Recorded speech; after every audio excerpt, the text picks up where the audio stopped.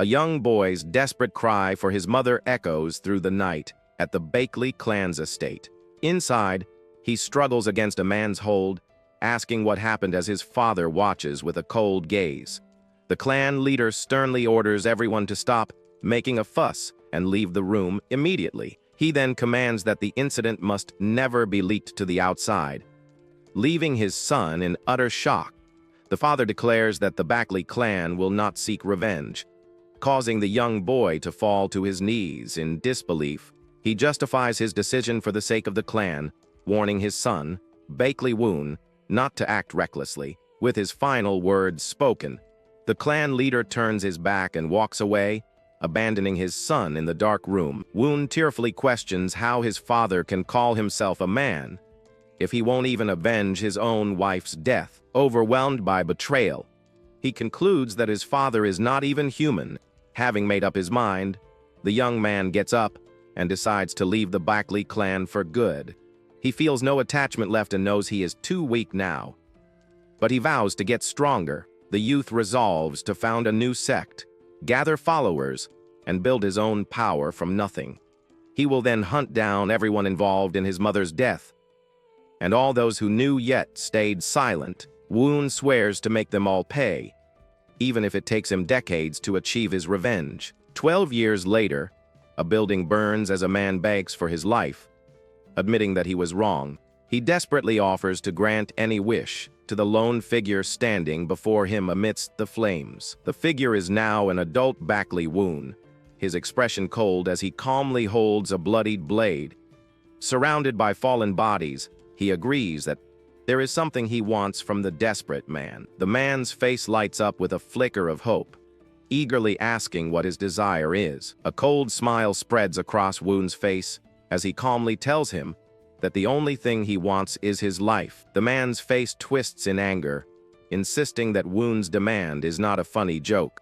Woon calmly accepts the defiance, stating that if the man will not give his life willingly, he will just take it himself, raising his glowing, triangular blade with deadly purpose. Enraged, the warrior lunges forward, screaming about being toyed with and vowing to destroy Woon's corpse. But Woon is faster, appearing behind his foe with glowing eyes, while remarking on his filthy mouth. A powerful downward slash sends the man crashing through the wooden floor of the burning building. A huge cloud of dust and debris erupts from the lower level as Woon calmly watches from above. He maintains an impassive expression, completely unfazed by the destruction he just caused. The opponent bursts from the wreckage, leaping back up, and vowing to send Woon's head to the Murim Alliance. Unflustered, Woon grips his sword tightly, preparing to meet the final, desperate assault. He unleashes a single, blindingly fast slash that cuts a bright arc through the dark air.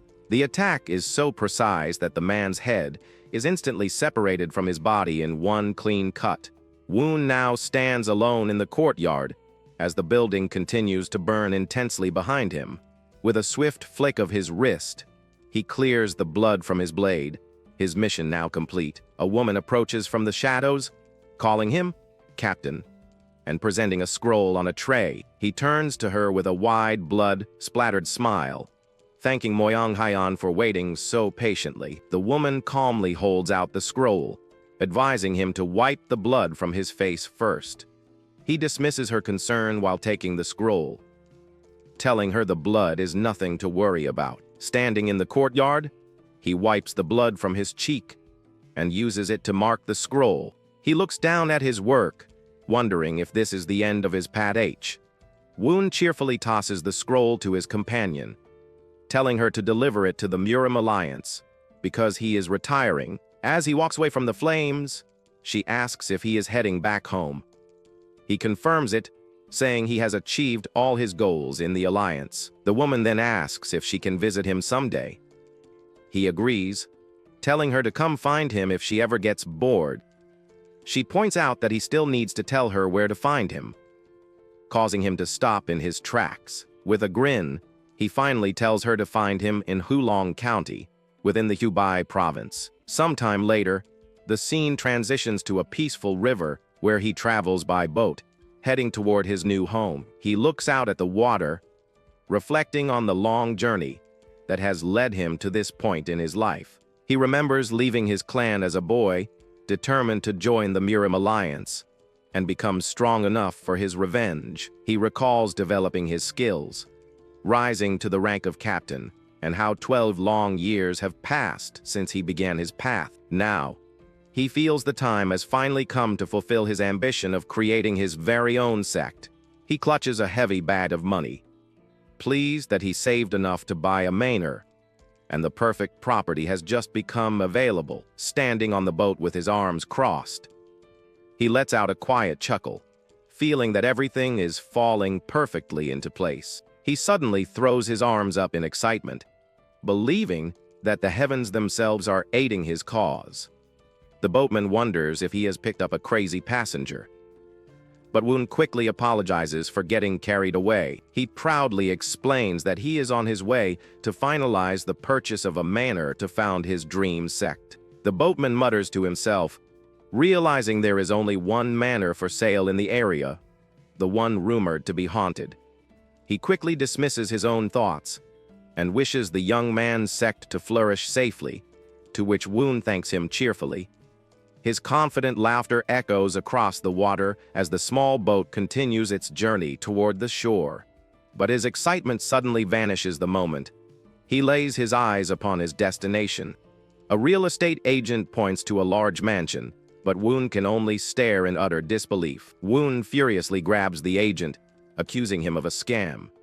The man nervously insists it was a rare find and begs him to look around first. Inside, Woon notes the filthy, unmaintained state of the manor.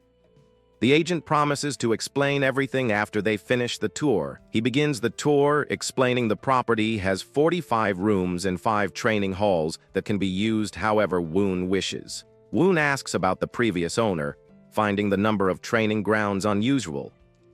The agent claims not to know, saying it is an ancient property. He adds that with a few repairs, it will be a perfect location for a new sect. One agrees but remains suspicious about the deal. Frustrated, Woon directly asks what the problem with the manor is. The agent, Yuryong, acknowledges the captain's straightforward nature. Yuryong casually reveals that there are no major issues, except that every single previous owner has died on the property. Woon is stunned to hear this. The agent continues, clarifying they all died from sudden heart failure with no apparent wounds. He explains that according to rumors, they died the very night they bought the manor, leading people to call the place haunted. Enraged, Woon confronts the man for trying to sell him such a place. Yuryong quickly explains the drastically reduced price. He laughs and hugs the broker, saying he should have mentioned the discount before. The relieved agent praises the captain of the Miram Alliance and happily hands over the deed to the property. Woon takes the deed, and a strange notification appears in his mind confirming he has received the item. Suddenly, his body starts shaking uncontrollably as he holds the deed. The agent asks what is wrong, but Woon dismisses it as nothing. Yuryong tells Woon to meet him if he survives the night. The new owner agrees to the condition. The agent walks away with a smile, leaving Woon alone in the doorway of his newly acquired and potentially lethal manor. After a long sigh, Woon turns back to the empty building, holding the deed to his future sect. He shouts in pure joy, ecstatic to finally have his own manor and completely ignoring the potential danger. He declares that all that's left is to recruit disciples while excitedly placing a hand on a nearby wooden pillar. The pillar instantly crumbles into a cloud of dust, making him realize that first, he has a lot of cleaning to do. With a determined smile, Woon continues cleaning the dusty manor, ready to make it his own. After hours of work, he stands at the entrance, feeling accomplished and ready to finally finish the job. As he enters a large hall, he notices a single sword resting on a display stand in the center of the room. He wonders if the previous owner might have left it behind. Approaching the blade with curiosity, he picks it up, thinking it could fetch a decent price, and considers himself lucky for the find. The moment he touches it, he is suddenly transported to a strange, brightly lit, and futuristic-looking space.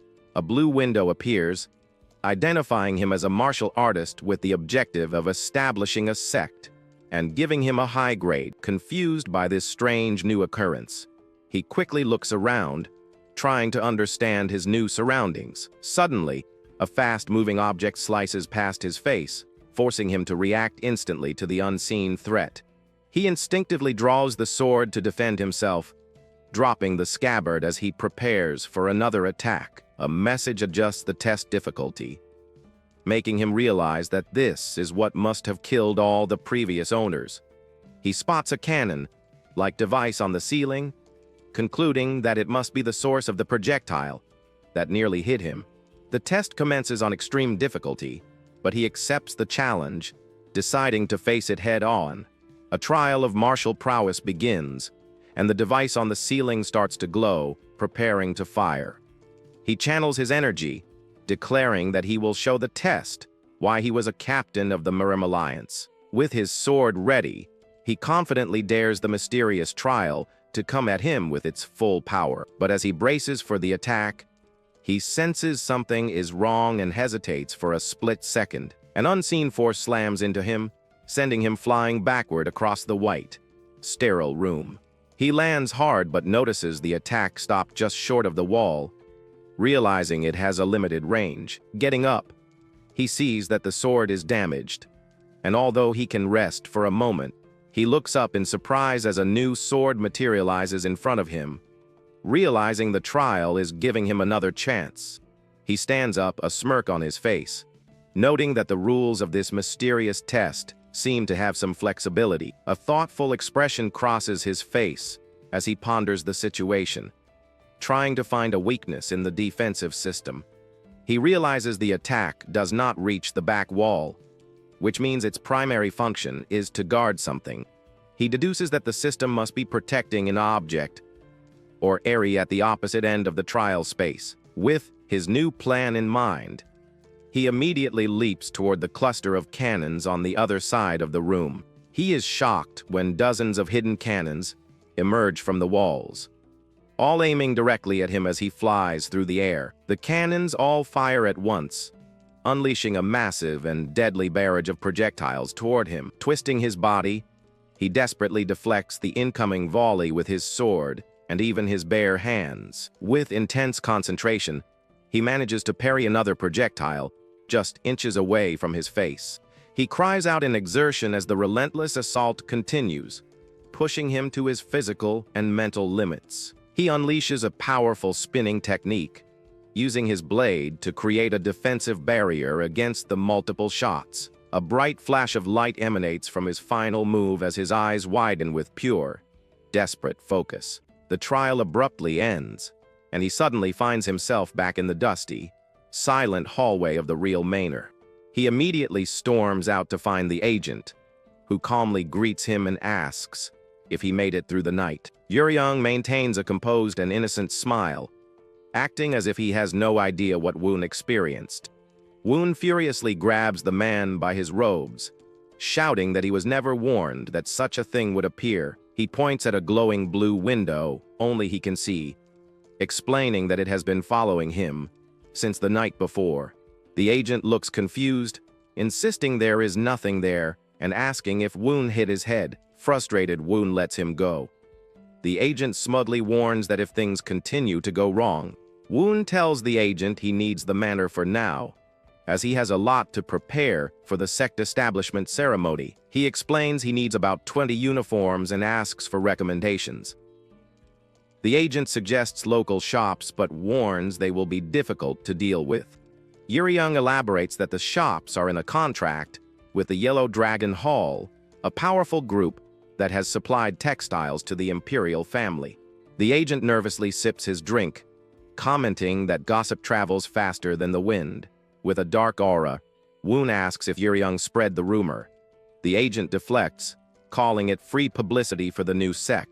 He then nervously tries to change the subject, saying Woon's survival proves the manor is safe, but his reassurance falls flat. Woon furiously blames the agent for introducing him to the haunted manor in the first place, causing all his current troubles. Later, a shop owner cheerfully tells Woon that he will not sell him anything. Woon bangs on the closed door, trying to make an offer, but the man inside firmly refuses to sell. The owner yells that he is an unlucky person with a haunted reputation, revealing just how fast the rumors have spread.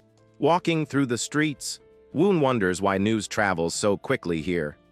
He tells himself to remain calm to avoid making a bad first impression. His thoughts are interrupted by a loud commotion nearby, and he turns his head to investigate the source. A young boy clings to a man's leg, yelling that he promised to save his sister, but the man just calls him a little brat. An elderly man rushes over, asking what is happening.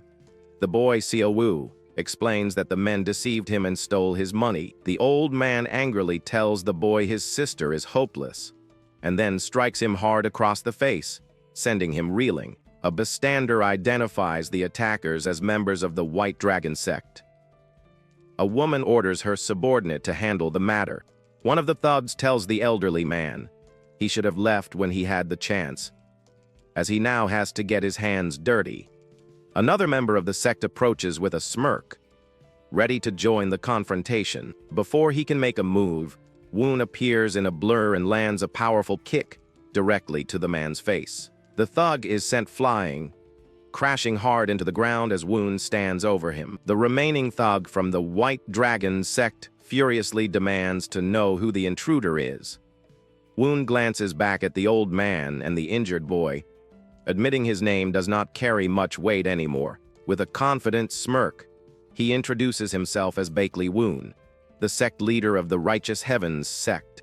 The thug scoffs at the unknown sect and leaps into the air, enraged that someone would dare interfere with his sect's business. He launches a powerful punch, but Woon effortlessly blocks it with a single hand, his expression calm. He then retaliates with a swift punch of his own, sending a shockwave of energy toward his opponent. The thug is thrown to the ground, crying out in pain as Woon calmly advises him not to judge people by their sect's fame. With a cold glint in his eyes, he adds that it is especially foolish when one does not even know their opponent's strength. Another warrior from the sect charges forward, furiously asking if Woon intends to make the White Sword sect his enemy. He continues his charge, questioning if the newcomer even understands what such a declaration means. Woon simply states that he does not care and delivers a powerful, direct punch to the man's face. The warrior is sent flying backward, his weapon clattering to the ground, as the remaining members watch in shock. The woman from the sect finally speaks up, realizing that the man before her is the former captain of the Miram Alliance. Woon is already in a fall mood, because the rumors have made it impossible for him to get uniforms made. He tells the woman to stop talking behind his back and to come at him directly if she has a problem. He then gestures for her to attack, confidently challenging her to bring it on and settle things here and now. The woman declares his actions an official challenge against the White Sword sect and leaps into the air to attack. She smashes the ground with her weapon, sending a wave of earth and debris flying toward her target. Woon easily dodges the initial attack, watching as another member of her sect lunges at him from the side. He avoids the second attacker's sword strike, preparing to counterattack. Woon lands a solid palm strike on his opponent, seizing the opening in his defense. He follows up with a swift punch to another attacker's gut, neutralizing him with a single, powerful blow. A final, devastating strike sends the last thug flying, ending the confrontation in a matter of seconds. With all the attackers defeated, he calmly states that it was indeed a challenge. He warns the defeated woman that if she wants a real fight, she can come to the Righteous Heavens sect at any time. He then tells her that, if she does not want things to get uglier, she should leave quietly while she still can. As the woman and her remaining men retreat, she vows that he will regret his actions. Woon turns to the boy and the old man, asking if they are all right. Seo excitedly replies that he is. The boy remembers Woon was looking for someone to make uniforms and eagerly offers his sister's sewing skills. Seo-woo then drops to his knees, and begs the warrior to save his sister from her mysterious illness. Woon is taken aback, trying to explain that this is a job for a physician. But a blue window suddenly appears before him. The system announces a new trade opportunity, identifying the boy as a potential third-grade target. Woon is intrigued, noting that a third-grade rating is quite high, and asks the boy to tell him more about the situation. Seo-woo explains that their parents passed away last year, leaving him and his sister to fend for themselves. Although they managed to get by with her sewing skills, she recently fell ill with a frostbite. The elderly man introduces himself, explaining he runs a fabric shop and used to hire the sister for work. The boy then leads them toward his home, eager to introduce them to his ailing sibling. As they approach a rundown shack, Woon silently hopes the place does not collapse on them. The boy bursts inside, announcing he has brought the warrior who catches ghosts, much to Woon's awkward embarrassment. Woon finds a young woman sitting near a campfire, but she asks who he is. He realizes the girl's condition is far worse than he expected, as even the fire does not burn her skin. The system informs him that the fire is heat, and the cold in her limbs are clashing violently, making him wonder if it is a side effect of yin cultivation. He introduces himself to the girl, Seo-woo, and explains that her brother begged him to save her. She confirms that keeping her hands and feet near the fire does not hurt her, and she needs to do it to avoid frostbite. The old fabric shop owner enters, asking what is going on. Seo-woo apologizes for not contacting him, explaining her condition worsened. One asks to check her pulse to confirm his suspicions about her illness. She agrees but asks him to be quick. He takes her hand, and a bright, glowing energy flows from his palm into hers. A wave of blue energy surrounds them. As he focuses on analyzing the state of her body, he feels the intense, chaotic energy flowing within her, confirming the dangerous imbalance in her system. The system warns him that she is absorbing too much yin energy, which will be dangerous if it continues. He already knows. The analysis confirms that excessive yin energy has invaded her body, but he senses something more complex about it. He tells her he understands her condition now, which surprises her. He explains that she has what is known as an extreme yin body, a rare and powerful constitution. This condition causes her body to naturally draw in yin energy from its surroundings and store it internally. He mentions that he has heard of the legendary Sword Empress, who had the same type of body. The girl thinks it sounds amazing, not yet realizing the full implications of her condition. Although she has a blessed constitution, her body has absorbed too much yin energy, depleting her yang energy. He delivers the grim news that if her condition continues, she will likely die within 3 months. She asks if it's true that there is no cure. Her brother, however, Seo-woo, denies it. The old man asks if medicine could help, but Woon explains that it would only delay things. Woon realizes the key to her treatment is yang energy, but the system keeps interrupting his thoughts. A window appears, showing an item called Essence Water, which can be obtained by completing a quest. It explains that the water increases the health and energy recovery rate of sect members. A new quest then appears: recruit the first disciple, with a reward of 50 essence water. A brilliant idea strikes him as he realizes he can solve both problems at once by recruiting her. He confidently tells the siblings that he may have found a way to help, though he is not entirely sure it will work. He reaches out his hand to Seo-woo and asks her to become his disciple. The girl and her brother are both stunned by the sudden and unexpected offer.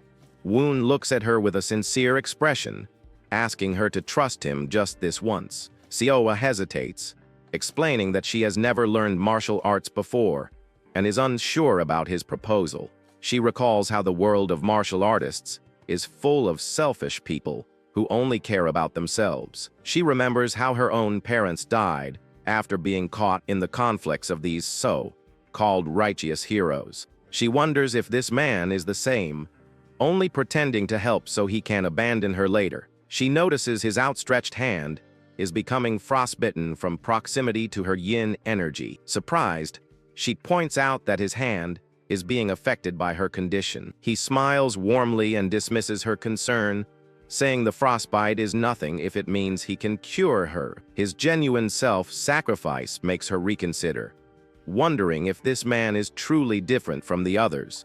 She decides that if there is a chance she can be healed, she will trust him one last time. She places her hand in his and agrees to his offer, saying she will be counting on him. The mission is completed, but the system also warns him that he suffered a minor injury. He uses the essence water, initiating a minor recovery effect that flows through their connected hands. CLY is shocked, stating that her hands are suddenly getting warm for the first time in a long while. The system confirms her recovery rate has increased, and Woon smiles, pleased that his plan is working. An additional recovery effect is applied, and her body is enveloped in a bright, healing light. Woon can feel the yang energy flowing back in her system, counteracting the excessive yin. The system confirms that her yang energy is being restored as a warm, golden light emanates from her hands. She looks at her hands in disbelief, exclaiming that her frostbitten skin is healing right before her eyes. The old man asks if he used energy arts to heal her, and Woon vaguely confirms it was something like that. A booming laugh fills the small shack as the old man watches the scene with great amusement. He declares that it was quite a spectacle and says he likes the young man's style, understanding now why the Murim Alliance leader values him. Woon is surprised to hear that this old man knows the leader of the Murim Alliance. The man apologizes for not introducing himself properly and states his name is Qian Gamyong. He reveals himself to be the owner of the Yellow Dragon Hall, also known as the Yellow Dragon Hall Master. Meanwhile, the defeated members of the White Sword sect are brought before their leader, begging for forgiveness. The woman who challenged Woon pleads for one more chance, her face filled with terror. The sect leader, So Yeowang, learns of Bakley Woon and his new Righteous Heavens sect.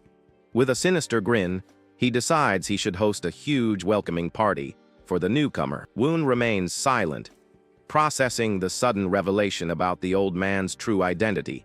He asks for confirmation, still surprised to be in the presence of the legendary Yellow Dragon Hall Master. The master laughs, admitting that he knew Woon was no ordinary person from the moment he saw him. Woon apologizes for not recognizing him sooner, but the Yellow Dragon Hall Master laughs it off, saying it is all right.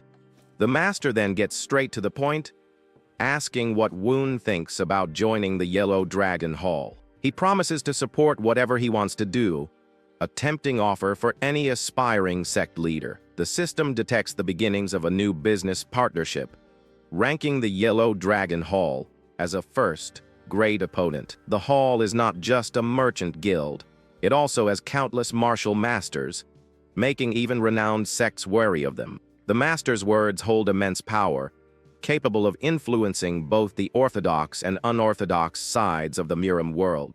Woon acknowledges that it is a very good opportunity, but he realizes it is not the future he wants for himself. He politely turns down the offer, explaining that he cannot accept it at this time. With a smile, he tells the master that he has just taken in his very first disciple and intends to build his own sect. The master is visibly displeased, crossing his arms and questioning how Woon dares to decline his generous offer. Woon counters with a proposal of his own, asking for a chance to do business with him instead. The master's anger grows, accusing Woon of paying back his friendliness with arrogance. One boldly promises to create a sect that rivals the most powerful factions in the Murim within 10 years. The master scoffs at the idea, calling it ridiculous, but Woon confidently affirms that he can do it.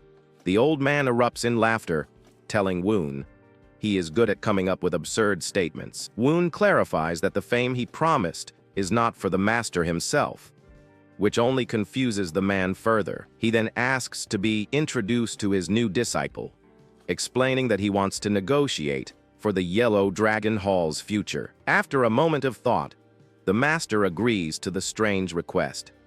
He says he will send his own disciple to Woon's sect, and the deal will depend on that disciple's judgment He then adds a stern warning, telling Woon that if his sect ever disappoints him, an intimidating aura of a golden dragon surrounds the master as he warns Woon to take responsibility for his choice. Woon remains unfazed, his own powerful blue tiger aura manifesting behind him as he confidently says there is nothing to worry about. The master finally agrees to the deal, his intense demeanor softening as they finalize their agreement. He stands up and loudly orders his men to bring in the silk, surprising Woon and the two siblings with his sudden generosity. Outside, a group of men awaits, having brought a large cart filled with high-quality fabrics for the new sect. The master explains that the silk is a contract fee and a gift, insisting that they accept it. Woon is impressed by the skill of the master's men, realizing he had not sensed their presence despite how close they were. The master internally notes Woon's arrogance, finding it similar to his own when he was younger. As his carriage departs, he calls out to his driver, giving him new instructions. He decides to visit an old friend, since he is already out, and tells the driver to take him to the Evil Path Alliance. With a sly smile, he announces his intention to have a drink with the leader of the Evil Path Alliance. Back at the manor, So-Wa shows Woon the first uniform she has created from the gifted silk. He tries it on and is immediately delighted, exclaiming that he loves it and that it has increased his dignity and charm. So-Wa is glad he likes it, admitting it is her first time working with such high-quality material. The system notifies him that the clothing has been expertly crafted and asks him to pick a reward. He is presented with several great options: advanced texts, miracle medicine, or an exclusive trait unlock. Though the first two options are tempting, he has another idea in mind and makes his choice. He chooses the exclusive trait unlock, which grants him the ability to awaken the hidden traits of his disciples. A new window appears, showing So-Wa's current attributes and traits. A warning informs him that he cannot unlock any new traits. The system explains that the disciple needs to increase their grade first, which Woon finds completely unfair. He decides he will just have to make her stronger, so he can unlock her hidden potential later. With a new goal in mind, he cheerfully announces that it is time to start her training, much to her and her brother's confusion. The girl is nervous about learning martial arts, wondering if she will be able to do it well. She recalls his earlier promise, but her self-doubt makes her worry about what will happen if she fails. His reassuring words echo in her mind, reminding her of his promise to fix her condition and help her. She decides to trust him and worry about the details later, eagerly asking what she will be learning first. He instructs her to begin with the most basic foundation of all martial arts, the horseback riding pose. She is immediately disappointed, having expected to learn something more exciting and advanced. Woon explains that she is not physically fit enough for more complex techniques and must first build her stamina. He tells her to hold the pose for a full hour, an order that leaves her completely speechless. With a determined look, she begins the grueling training, her body already protesting the strain. She asks if she will really be able to learn martial arts this way. He assures her she will, explaining her natural affinity for yin energy. He tells her that internal energy builds up in her body naturally, and as long as she can form a danshin, she will be fine. He internally notes that he cannot let her potential go to waste, especially since she was born with the perfect conditions to be a martial artist. The training is suddenly interrupted by the sound of someone approaching the manor in a hurry. The agent Yeryong bursts in, shouting Woon's name with a look of panic on his face. He announces that the White Sword sect has sent a letter demanding to know if Woon has any connection to them. Woon is annoyed to be dealing with the thugs from yesterday again, but he takes the letter from the frantic agent. He calmly prepares to read the message, wondering what the rival sect could possibly want from him now. Woon reads the letter and discovers that the White Sword sect is holding a competition, and they have been invited to participate. Yeryong explains that the rival sect dominates the region and its leader is notorious for intimidating weaker sects at these events. The agent adds that the leader usually targets sects of similar or weaker power, so it's strange that he's targeting them. With the furious reaction of Woon and his disciples, the man panics and says that it's all just a misunderstanding, but Woon just smiles and says that the leader of the other sect is trying to embarrass them, and that this will be fun. He declares that this is the perfect opportunity to spread their name, but Seolwa seems worried about the idea. The girl expresses her insecurity, saying that it's just the two of them, and she's afraid of being a burden to him. At that moment, he turns to her and, with his hand on his sword, announces that she will participate in the competition alone. Shocked, the girl realizes that she will now have to train even harder since she will be competing on her own. Then she completely panics, screaming as it dawns on her that she will have to fight alone. Later that night, the young woman sighed wearily after a long and tiring day of training. She is lying on the floor complaining that her stamina is too low and that she has been in the horse position for too long. The girl also complains that she can barely swing the sword for an hour and has only learned one basic movement. Lying on the floor, she looks at the ceiling and remembers that she only has 2 weeks until the duel begins. Seeing her master watching her during training, she wonders what he's really thinking with all this. He simply gives her an encouraging smile and a thumbs up, telling her not to worry. Frustrated with his relaxed attitude, the girl decides she's going to start a fight to see what happens. The scene changes to a closed door while the narration explains that he is not sleeping inside. A new girl arrives looking for the cult leader, but hears a cry of pain coming from the room. The scream came from a boy trying to sue, and the system notifies him that he has injured himself for the 23rd time. Woon realizes she must be questioning his training, so he needs to finish her clothes soon. He holds the garment with his bandaged hands and hopes she will like the gift he made. As the girl walks away, a system notification says that her responsibility trait is about to bloom. The protagonist is confused by this sudden notification that appeared out of nowhere. The very next day, Seolwa is in town, and a merchant wonders if her sect only recruits beautiful people. Woon follows her, his hair covering his face, and wonders why the clothes he made look so strange. He then asks if she liked it, and even though she thought the stitching was messy, the young woman says she loved the gift. The scene changes to the White Sword Tournament, where the event is about to begin and is said to be to promote friendship. The sect leader goes on to say that is a place for young martial artists and that he has prepared a small gift. But with a malevolent look, he orders his men to demonstrate the overwhelming power imbalance to everyone there. The duel event begins in the third area of the preliminary round in a packed arena. Seolwa looks quite nervous, holding her wooden staff as she waits for her turn to fight. With that, she turns to her master and asks if she can really do that. Woon tells her to remember her training, but the girl thinks all she did was stand in the horse position. Then he puts his hand on her shoulder and asks her to believe him because he was the one who trained her. The master assures her that she has become much stronger than before, and the girl asks if this is true. She says she doesn't know if she believes it, but that she will do her best and is preparing for the fight with determination. The young woman decides to use all her strength to attack and quickly advances against her first opponent. She delivers a powerful blow with the stick, and the man screams in pain as he is hit squarely.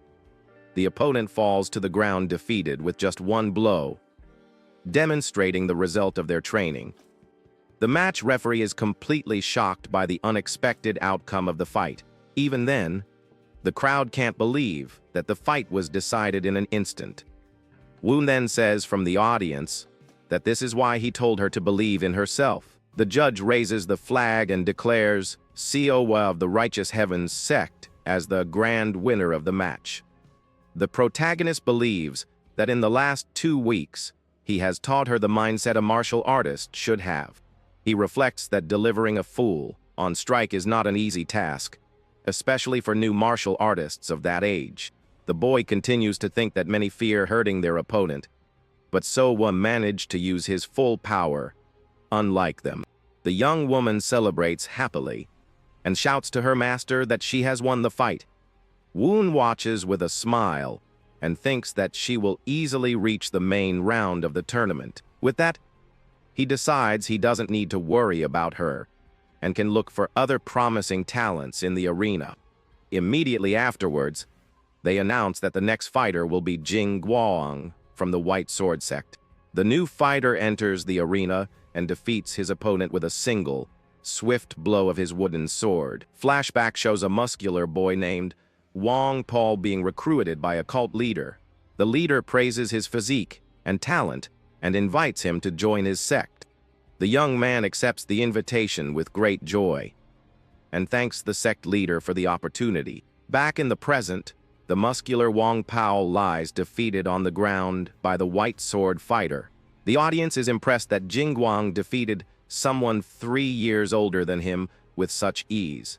The defeated boy begs him to stop, saying it's just training, and there's no need to go that far.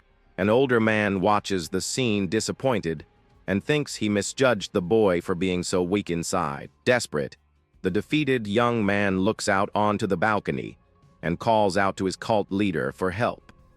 The leader of his cult humiliates him in his memory, saying that he will continue cleaning up other people's messes forever.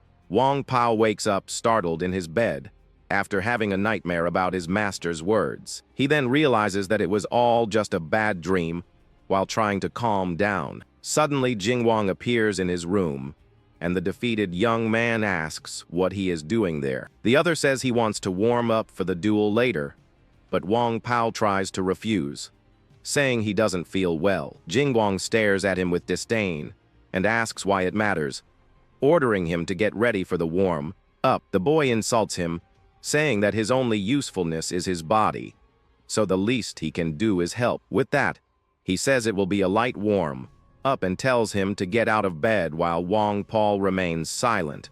The scene returns to the packed arena, and an announcer declares the start of the tournament semifinals. Xiaowa's opponent Wu Jiam uses the illusion sword, a style that is difficult to predict but full of flaws.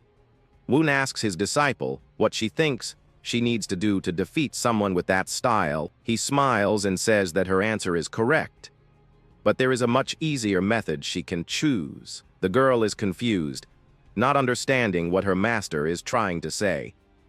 With a mischievous smile, the protagonist assures her that with his method, she can certainly win, and asks her to trust him. Coy excitedly agrees, ready to follow her master's instructions without hesitation.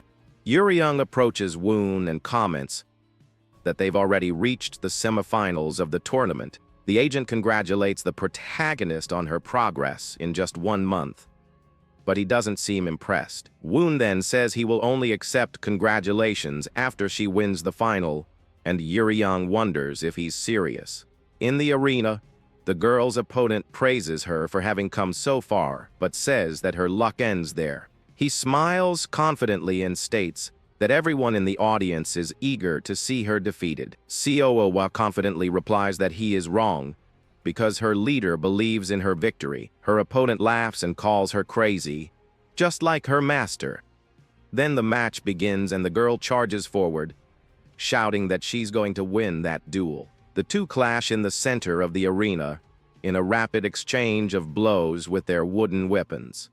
The boy smiles and admits that she has a lot of courage to confront him in that way. He then attacks forcefully, and she realizes that his fundamentals as a disciple of the White Sword are on another level. The young woman is surprised by his skill, but remains focused on defense. With that, she jumps back and the opponent asks if she is already retreating. Salwa maintains a determined expression and prepares for his next move. She remembers her master's advice and thinks that if she can't distinguish feats from real attacks, she needs to keep her guard up in the center to protect herself from any blow he might try. The opponent launches a series of rapid attacks, but the girl manages to block them all. The force of the last blow pushes her backward, and she struggles to maintain her balance. The boy is surprised and impressed that she managed to block his attack. He admits that he underestimated her and begins to use his illusion technique with a purple energy. With a wicked grin, the fighter asks her what she thinks of that while preparing a new attack. Several beams of purple energy are fired at high speed towards her. The girl is shocked by the energy attack, which she has never seen before in her training sessions. Woon explains that fighters with illusionary styles are weaker up close, so they try to create distance. He concludes by saying that if she manages to reach him with the sword, she will win the fight. With a determined look, the girl declares that she is only just beginning the fight. Then she runs towards her opponent, dodging all energy attacks. The boy is impressed by her agility and says she's not bad at all. Seowa continues to skillfully dodge the attacks, getting closer and closer. He attempts a direct hit, but says her movements are too obvious to land on her. The young woman is struck squarely by the blow and thrown backward by the force of the impact.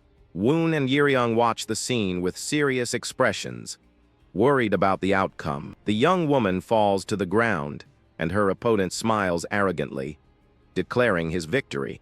Seowa lies collapsed in the arena, panting, but still refuses to give up the fight. The fighter says disdainfully that he had some hope for her, but that it all ends there.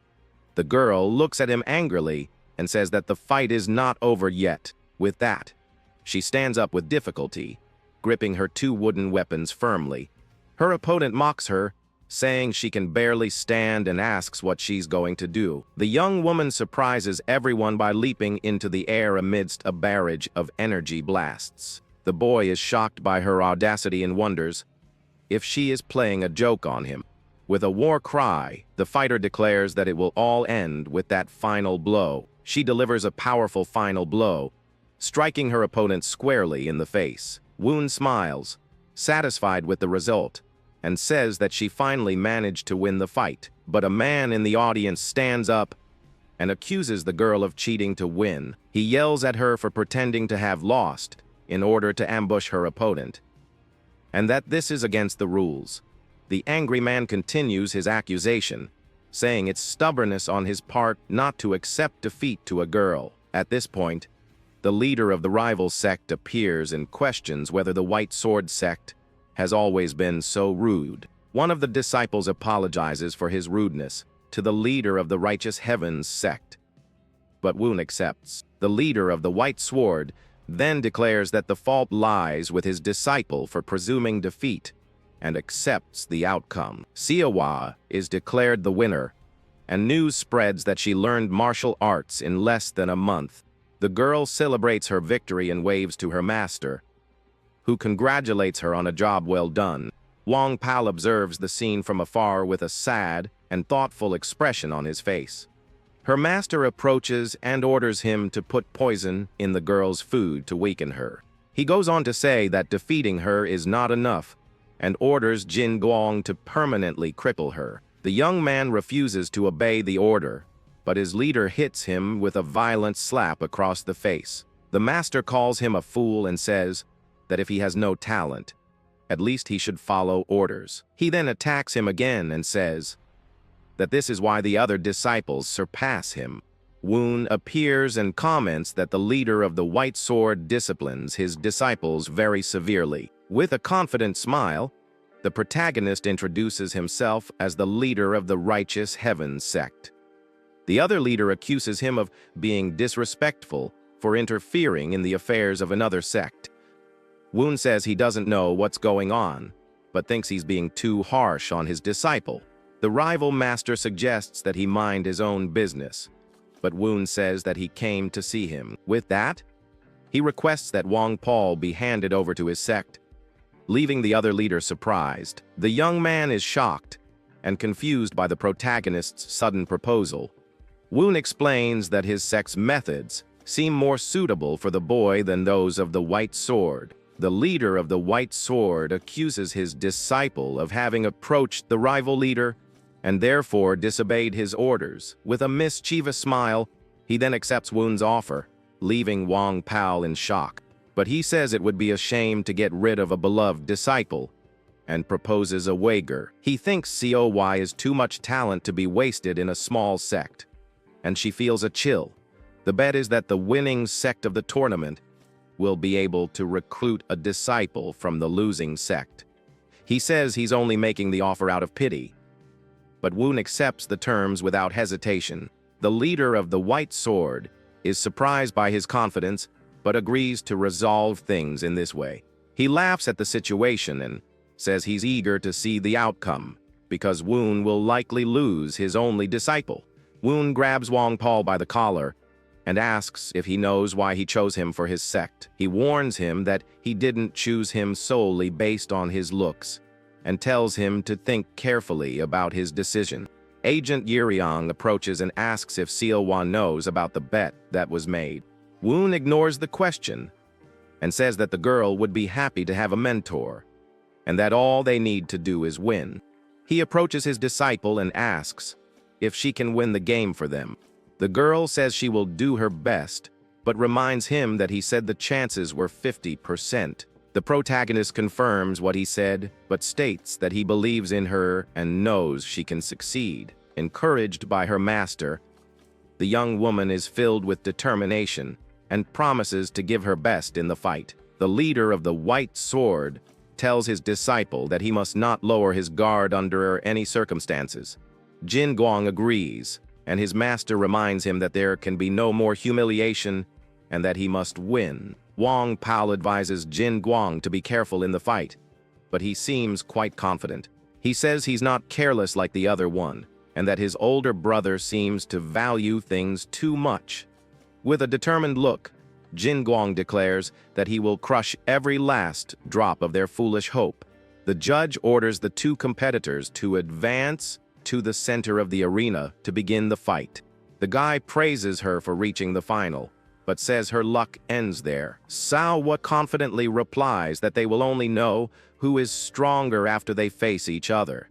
The match begins and the fighter thinks she will probably try to avoid a direct confrontation, but to his surprise, the girl lunges forward with a direct and swift attack. He manages to defend himself, but the force of the blow catches him by surprise and makes him retreat. The boy is shocked and realizes that her inner power is much stronger than he expected. Woon reminds her opponent that they should think her inner power isn't that strong. She possesses the extreme yin body, a constitution that innately accumulates internal power. With this, he warns her that she will only have one chance to use this advantage to her benefit. The young woman leaps into the air and delivers a powerful downward blow with all her might. The opponent manages to block the attack, but the force of the impact causes him to retreat again. The girl takes advantage of the opening and punches him in the face, knocking him off balance. Jin Guang is surprised by her strength, but manages to stay on his feet. He admits that her inner strength is greater than he expected, but he still underestimates her. The boy says that even so, she is still just a newbie in moves to attack. He strikes her with a powerful energy blast that sends her flying with great force. The girl manages to defend herself at the last second, but realizes that he is very strong. She concentrates and declares that she will end the fight in 10 seconds with all her energy. With determination, Sealwa shouts that he can't lose like that and prepares for the counterattack. The system then announces that its responsibility trait has been activated at that moment.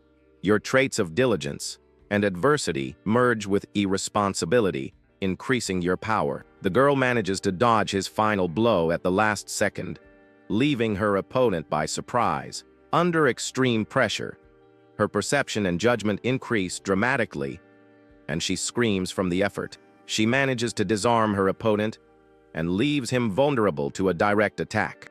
He is shocked by the turn of events and finds himself surrounded by a dark and menacing aura. Boy praises her for enduring so long, but challenges her to resist his final blow. The young woman is on high alert due to the pressure of his imminent attack. With his eyes glowing red, He declares that it's all over and launches his final attack.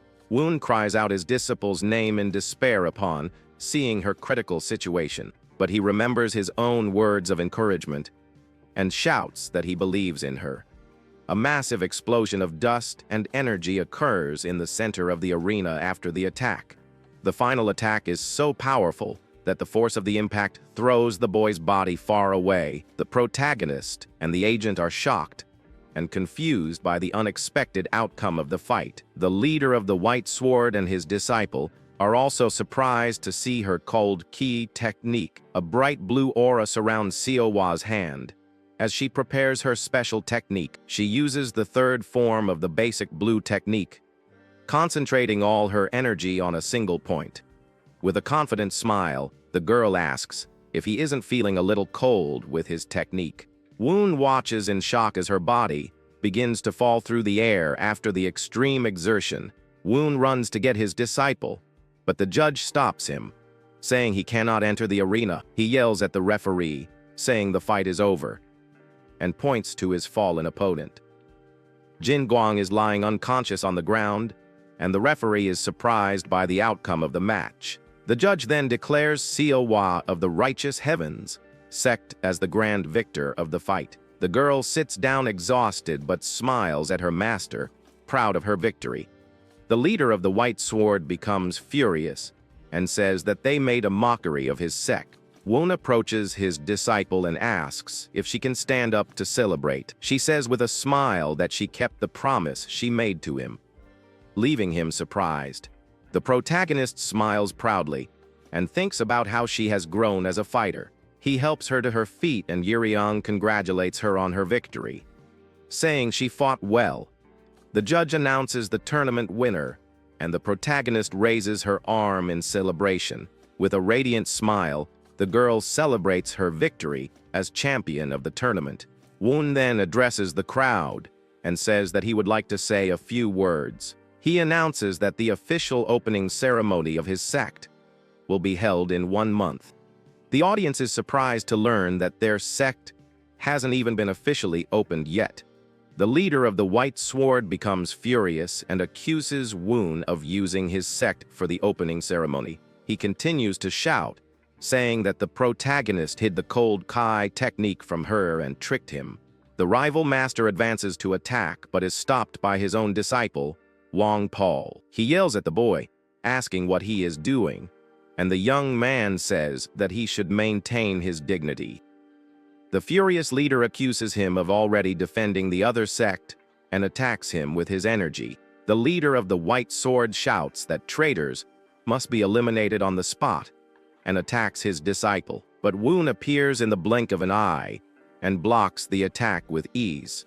The rival master is shocked by the intervention and asks what it means. The protagonist calmly informs him that Wang Pao is now a disciple of his sect. He then challenges him, saying that if he's not happy with the result, he can confront him personally. Woon breaks the rival leader's fingers with a strong grip, causing him to scream in pain. The man rises in pain, but the protagonist stares at him with a cold, determined look. He releases his rival master and orders him to do whatever he wants, showing that he is not afraid of him. The leader of the White Sword storms off in a rage, yelling at his former disciple to get out of his sight. With a hateful look, he swears he will never forget the humiliation he suffered. Woon asks Wang Pao if he still has any attachment to his former sect, but the boy denies it. The protagonist says that he is already an excellent martial artist, and that he will certainly prove his worth. Wang Pao's former master calls him a fool and abandons him, while Jin Guang watches him with disdain. He thinks his older brother is a strong man, but brainless, an empty shell. The young man feels undervalued and begins to cry as he remembers the words of his former teacher. He thanks Woon for the opportunity and promises to do his best in his new sect. The system announces that Wang Pao has become the second disciple of the Righteous Heavens sect. With that, the tournament ends and Yuriang comments that Seowa did all the work, but his master took the credit. 2 weeks later, The scene shows the protagonist's sect entering on a sunny day. Wong Pao does his training in the horse stance. He is confused by the training method. Wong Pao is confused by Saowa's greeting, and she laughs because he called her sister. She encourages him, saying that if he tries hard, he can become like her even with only 2 months of training.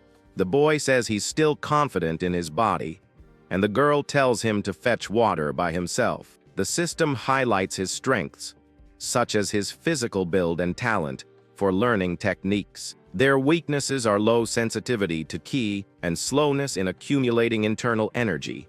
Woon observes his disciples and thinks he saw it clearly from the beginning. He reflects that Wong Paul's talent lies in his understanding of techniques and his unwavering mind. The protagonist admires the strength of his new disciples, Siowa and Wong Paul. He is pleased and thinks that his eye for talent is indeed very accurate. Agent Yiriang arrives and the protagonist asks how the preparations for the ceremony are going. He says that thanks to the publicity surrounding the tournament, they received many letters from people wanting to attend, but he adds that among them was an order from the Morim Alliance, which surprises Woon. The protagonist remains silent, processing the unexpected news of the alliance.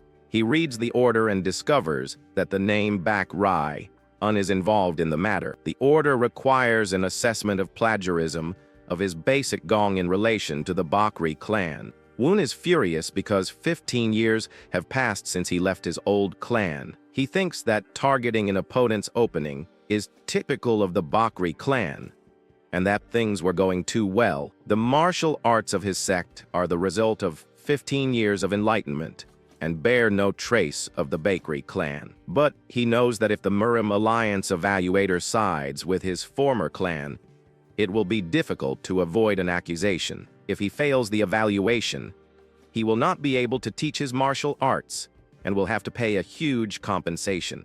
Woon is worried because even if he is re-evaluated later, the standards will be even more stringent. Agent Yuryang says goodbye and leaves, leaving the protagonist to his thoughts. He realizes that his former clan is obviously aiming to cause trouble at his opening ceremony.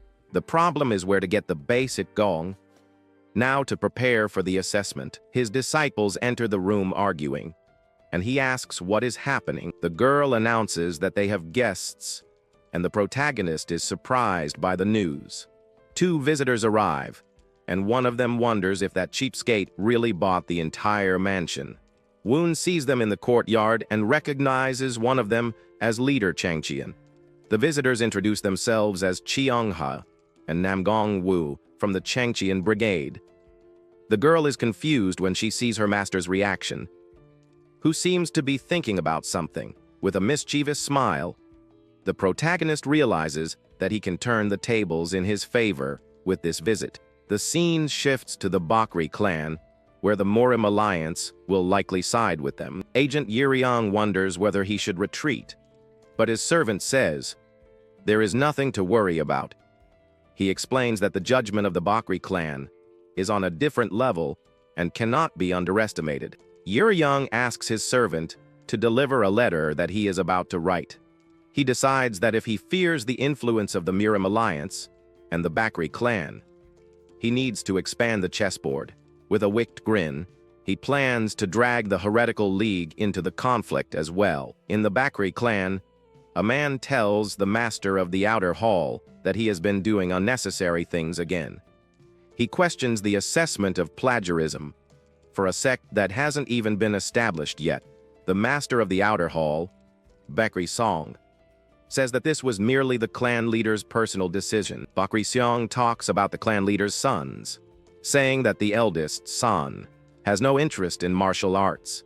He goes on to say that San has excellent talent, but is impatient and, more importantly, a girl. The leader of the Bakri Kang clan says that this does not disqualify her from inheriting the clan, because there is no such rule. The master of the outer hall questions why he let Woon leave the clan if he valued him so much. He praises the protagonist's exceptional talent, intelligence, and nature, saying that no one could complain about him. The clan leader agrees, and the master of the outer hall insists that they must show him where he truly belongs. He declares that Woon's roots are in the Bakri clan, and that this is the will of the elders. But the clan leader says he has already done everything he could as a father, and that growing up requires overcoming challenges. He states that the protagonist must learn to protect his sect from the clutches of others. The master of the outer hall vows that he will bring Woon back to the clan no matter what happens. Assistant military strategist for the Martial Alliance, Lee Soo, says that no sect accused of plagiarism has gotten away unscathed. The leader of the Bakri clan says he is not worried and that he will bring Woon back, no matter what. Lee Soo doesn't understand his obsession with the protagonist since he's just a talented relative. The clan leader explains that if Woon had continued training in the Bakri arts, he would have become the greatest swordsman. He says that even though the protagonist has left the clan, they still need him. The master of the outer hall arrives at Woon's sect and asks how he will respond to the call of his lineage. He orders the gates to be opened, but no one answers his call.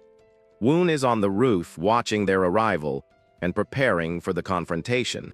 The system detects an increase in your heart rate and recommends deep breathing, but you ignore it. He jumps from the roof towards the master of the outer hall. He uses his Gate of Heaven technique and lands in the courtyard with a powerful impact. The members of the Bakri clan prepare for the attack. But the scene changes to the ceremony. Woon is in the center of the arena, and the crowd is watching him intently. He holds his sect's flag and prepares to give his opening speech. The protagonist thanks everyone for attending and introduces himself as the leader of the sect. He says that before they begin, there is one issue that needs to be resolved first. With a confident smile, he prepares to clarify the situation for everyone present. He then loudly announces that his sect plagiarized the martial arts of the Bakri clan. Yuri Aang and the others are shocked by the unexpected statement and wonder what he is doing. The audience is confused and wonders if he just admitted to plagiarism at his own inauguration. A masked man in the crowd smiles and says things are getting interesting. The leader of the Bakri clan thinks the protagonist has given up, but Woon says things look different from where he is. The crowd falls silent, wondering what the protagonist is thinking with all this. Woon looks at the crowd with a smile and calls the Martial Alliance audit team to introduce themselves. The leader of the Bakri clan and his men are surprised to see the Alliance team there. He recognizes him as Changul Sword, the leading expert of the Bakri clan, and greets him. The protagonist asks him to explain his little scheme, but the man says it's nothing complicated. With a smile, Woon declares that he intends to undergo a plagiarism check right there in front of everyone. The leader of the Bakri clan becomes furious and says that such judgments are handled in private, not in public. The man with the wedding ring is shocked by the revelation and shouts that it's all nonsense. Then our hero questions him about which part is absurd, and the man says that there is no one from the other sex, but the protagonist reveals that there actually is, and points to the crowd, leaving the man with the ring surprised. Suddenly, a bald man makes his way through the crowd, and everyone recognizes him as the little ghost of Namgang. At that moment, a girl from the Wudong sect also appears, waving and announcing herself at the ceremony. The man from the Alliance wonders why everyone is there, and the warrior from Namgang explains that he has a mission nearby. He then confirms that the forms of the techniques are indeed very similar. The representative from Namgang explains that his clan's art uses the same principle of heaven, earth, and man. Soon after, the young woman from Wudong agrees and hands over a wooden box to the review panel. The box contains several letters from other sects, confirming suspicions of plagiarism of the basic artwork. With a wicked grin, the girl asks if the Bake family's arts aren't also mixed with other techniques. The lord of the Bake family says that's ridiculous, but our hero stares at him and asks if it really is. The young swordsman throws the paper down and says that this is the same claim they made about the shapes being plagiarized. With this, The little ghost of Namling is horrified and wonders if the Alliance panel is making up reasons. The Lord of the Back family shouts furiously as we see a letter confirming the overlapping of techniques. He calls the master of the new sect an insolent fool and tears up the letters with his energy, but the protagonist simply maintains a confident smile on his face. Lord Changwol of the Black family stares at him with hatred and shouts his name angrily. Then he asks how he managed to verify all that, and if he spread the technique through letters. The boy says he has already said what he wanted to, and now it is Lord Changwol's turn to answer everyone present. The protagonist thinks that if they admit to plagiarizing their technique, it will involve 23 sects, and wonders if his uncle would risk so much. With a furious look, Lord Changwol begins to unsheath his sword, ready to attack his nephew. Then, in a swift movement, the Lord advances and attacks the young man, who defends the blow with his own blade. The representatives of the other sects are shocked by the sudden attack and shout for the Lord. Our hero manages to forcefully push his uncle away and shouts for him not to come any closer. With a determined smile, the young master says that this is a personal matter that belongs only to him and no one else. The Lord shouts that no matter what they say, he is of the Bakri clan and its future pillar, and asks if he still clings to that. He continues his attack, saying that the boy is the one who clings and questions whether he still harbors resentment towards the clan. The older man asks if it's because they didn't avenge him, and says he understands if the young man finds them pathetic for not protecting his mother. Then he prepares a powerful coup and says that if his nephew's intention is to ruin the Bakri clan, he will have to act. But the protagonist is not intimidated, and his eyes gleam with a blue energy as he prepares for the counterattack. Then he unleashes a powerful energy blast that completely overwhelms his uncle's attack. The Lord is thrown back by the force of the blow and seems shocked by the young swordsman's power. With his uncle kneeling on the ground, the cult leader says he has no intention of denying his own blood. He explains that it would be a lie to say he doesn't hold any resentment, but has moved on, and his uncle asks why he doesn't come back. The boy replies that as a cult leader, he needs to become stronger on his own, because he is not the same as before. Lord Changwol then asks how long he thinks he can withstand the pressure from the main family against his sect. With confidence, the young swordsman states that he is always prepared to withstand anything, just as he did this time. The old man is shocked to realize his nephew's determination. At that moment, a cry of joy echoed through the crowd watching everything. We see a flashback of the younger protagonist, happily training with his uncle in the family courtyard. The young man celebrates excitedly, having finally managed to defend against one of his uncle's direct punches. The older man laughs and challenges him to another punch, but the boy seems frightened by the idea. Back in the present, the sect leader tells his uncle that his techniques and martial arts are not plagiarized. He then asks his relative, as a nephew of the Bakri clan, to wait a little while, as one day he will clarify everything. Lord Changwol then stands up and seems to reflect on the young swordsman's words. Then he turns to the others and introduces himself as Bakri Song, the younger brother of the clan chief. With this, he declares in front of everyone that the Chian sect did not plagiarize the martial arts of the Bakri family. In the crowd, a hooded man smiles and says that the old man certainly chose the right person. A woman next to him calls him a noisy old man, and the man complains that he came all the way from far away just to watch. The hooded figure thinks the entire training camp is like a divine weapon, which he finds absurd. He reveals himself as the young lord of the demonic path,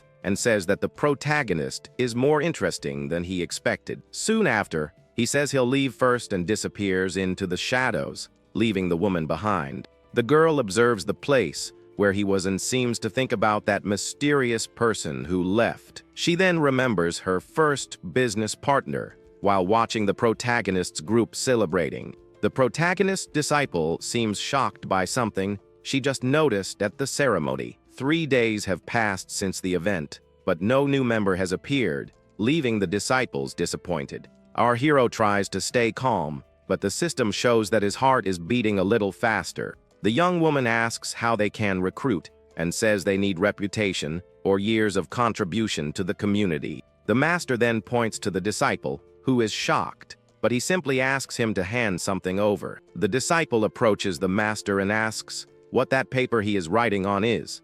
Then the protagonist replies that it's a way to gain new disciples, and the girl looks at the document attentively. Far away, a martial arts instructor named Yi Gun is informed that the students at the Murian Pavilion have rejected the training. The older man wonders why, and his subordinate explains that the graduation competition is coming up and they think it's unfair. He goes on to say that the division of academies is unequal, with Murian representing prestigious clans and Mujang representing small sects. An assistant named Ji Gai Pyong comments that the fights used to be balanced, but this new group is quite different. Pyong explains that Mujang's disciples are very skilled and have won for 3 consecutive years, leaving Murian's morale in the dust. With that, Yi Gun questions whether that's why they refuse and asks about the pavilion master, who is suddenly on their side. The assistant comments that their master wants to save face after 3 years of defeats and asks what Yi Gun will do.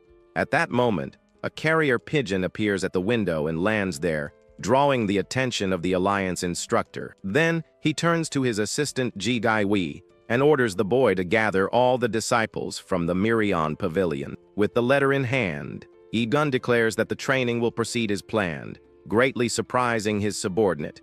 The scene then shifts to the mountains near Huayong County, where a young man appears to be having a nightmare. Suddenly, the boy wakes up startled and breathless, as if he were fleeing from something terrible in his sleep. He sits on the bed in a room with several other empty beds, still trying to catch his breath. This is Sam Wu Gang, a disciple of Murian who seems angry with himself for dishonoring his own name. Outside, he meets San Mun Cheek, who tells him to get stronger first because it's not his turn to act yet. Mun Kiuk greets him, and the boy says he couldn't sleep, so he asks if anything strange happened during the night. With that, Wu Gang apologizes and says that everything about the training is his fault, leaving the other confused. He reveals that he was the one who encouraged everyone to refuse, and that is why they were punished. The boy says it doesn't matter and that they can pressure the sect leader if they can't handle the training. Then,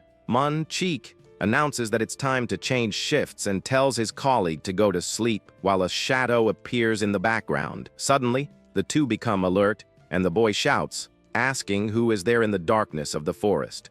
With a smile, our hero appears and introduces himself as Bak Rai Un, the leader of the Yua Chian sect. He steps back a little and announces that he will begin the entrance test for all the disciples present.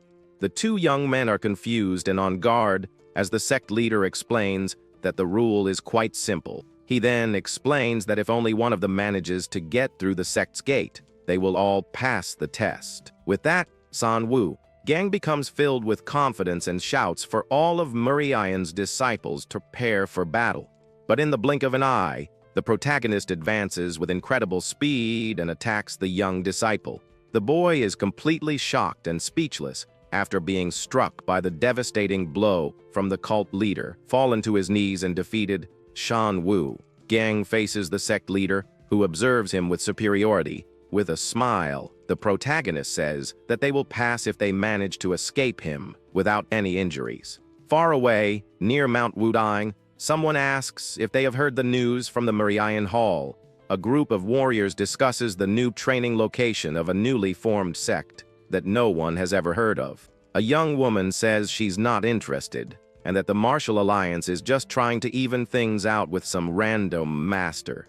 She states with conviction that it doesn't matter where they go because, in the end, she will always win. At this moment, we see a flashback where a boy says goodbye to his older brother, who is leaving. The young boy seems very sad about his brother leaving him behind. Then he runs after his brother down the hallway. He even tries to stop him from leaving, but the boy is left alone on the ground crying while looking at the amulet his brother left behind. We see a young woman named Baek Lisan who vows not to lose until she discovers why her brother abandoned the clan. Back in the forest, our hero smiles confidently as he attacks the disciples with his powerful weapon. He observes the two young men, one fallen and the other advancing with a spear, and says that they are not so bad. Then the disciple hurries to help his colleague Sang-woo, Gang, and confronts the sect master. The boy introduces himself as Seo-mun, Chiuk, and asks why the leader of the Yuchian sect is attacking them. With a smile, the protagonist explains that this is part of his teaching method for getting to know his new students. The young warrior stares at him determinedly, and the sect master reminds him that whoever reaches the gate will pass the test. With that, Mun-chik asks what will happen to them if they happen to fail the entrance exam. The protagonist steps forward again and says, if they don't pass, there's no point in going to the martial arts tournament. He continues the attack and threatens to tie them all up in a warehouse until the end of the tournament fights. The cult leader explains that this means they will lose without even having a chance to fight. One of the disciples is shocked by the statement and cries out in despair, begging him to wait a moment. But the sect leader completely ignores the appeal and continues his relentless attack against the young warriors. With a determined look, Sang-woo, Gang reflects the protagonist's image in his blade and seems to have a plan. He gathers the other disciples and asks if defeating the master, there also guarantees passing the test. The protagonist smiles at the proposal and agrees, telling them to come at him with everything they've got. The disciples then leap to attack from various angles, and the sect leader praises their wise decision. However, he easily dodges the coordinated attack and throws them away with a single movement. With a victorious smile, the young master says that their plan could have worked against another opponent. One of the disciples observes the scene, somewhat shocked by his overwhelming power. We see the defeated disciples on the ground as the sect leader stares at them with a sigh of disappointment. He then asks where all their confidence went, since they freeze under a little pressure. With a swift movement, the sect leader attacks Sang-woo, Gang, who desperately tries to defend himself from the blow. The master holds him and comments that despite his spirit, the young warrior seems strangely restrained in his movements. At that moment, another disciple advances with his spear, attempting to create an opening to attack the master from behind. But the protagonist easily dodges the attack and continues to analyze the abilities of his new students. One of the young men is shocked to see the master's strength as he cuts down several trees with a single blow of his weapon. The sect leader then turns his attention to Seo-mun, Chiuk appearing somewhat impressed by the young man's attitude. He notes that the young man assesses the situation quickly and likely has a lot of experience in real battles. While fighting, the master notices that everyone is very tense and using too much force, which hinders his own movements. With a focused gaze, he continues to look around and study the fighting style of each of the disciples. Then he blocks another attack from Woo Gang, who becomes frustrated at not being able to land a single hit. The young disciple curses angrily at the enormous power difference between them and the master of that sect. Seeing his colleague's frustration, Mun-chik approaches to pass on a new combat strategy to them. He asks Woo Gang to take care of the defense and explains that the master is adjusting to their fighting rhythm. With this, he believes that the three of them together can use this loophole to finally create an opening in attack. The three disciples then coordinate an attack, with one preparing to defend while the others look for the right moment. In a synchronized movement, the trio advances toward the cult leader with a newfound determination in their eyes. But the protagonist surpasses them once again and hurls them away with a single movement.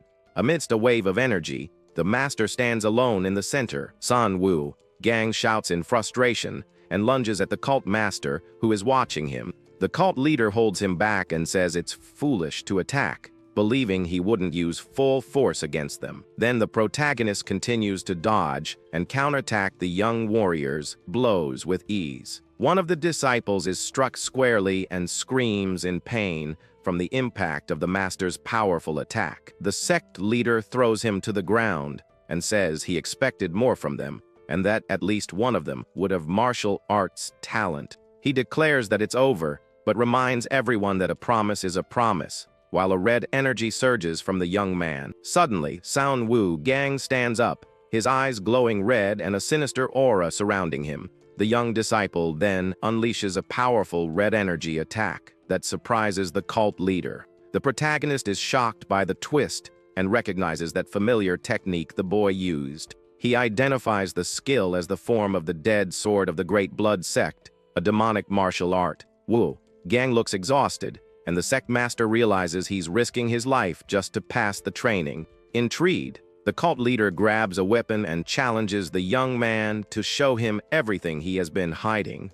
The protagonist then prepares and blocks the disciple's powerful demonic attack with his own blade. Red energy spreads across the battlefield, creating a terrifying image of demonic wings. The sect master remains steadfast and focused as he holds back the young warrior's advance in the forbidden technique. San Wu Gang is at his limit, but the sect leader calls him a brat and praises his incredible talent. The system warns that the protagonist's desire index has increased for the first time in a long time. With an excited smile, the sect leader shouts that he wants that disciple for himself. He then defeats him with ease, and he screams in pain upon being defeated. The protagonist is satisfied after the intense fight against the talented demonic disciple. San Wu Gang wakes up confused in a bed and wonders where he is, and if this is the Heavenly Sword Clan. A bald man greets him, and the young man realizes he overdid in the fight with his master the previous day.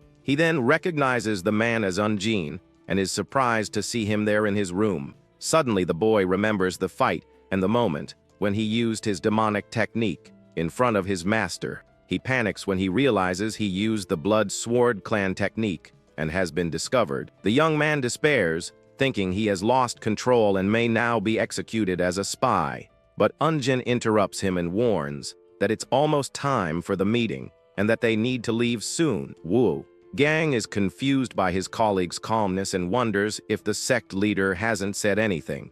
He gets dressed and reflects that the master must have noticed his technique because his expression was quite strange. The boy remembers that the sect leader even mentioned his master and the great serpent's sword by name. From the outside, he observes the protagonist and wonders why he hasn't yet turned him in as a spy. The sect leader is in a good mood, and the young disciple is becoming increasingly confused by the situation. With a suspicious look, he tries to understand what the leader of that sect's real plan is. Suddenly, a chill runs down his spine, and he realizes that the cult leader is much more than he appears. The protagonist then announces that they all passed the first test, and that more people than expected remained. San Wu Gang looks around and realizes with shock that they are the only ones left from the original group.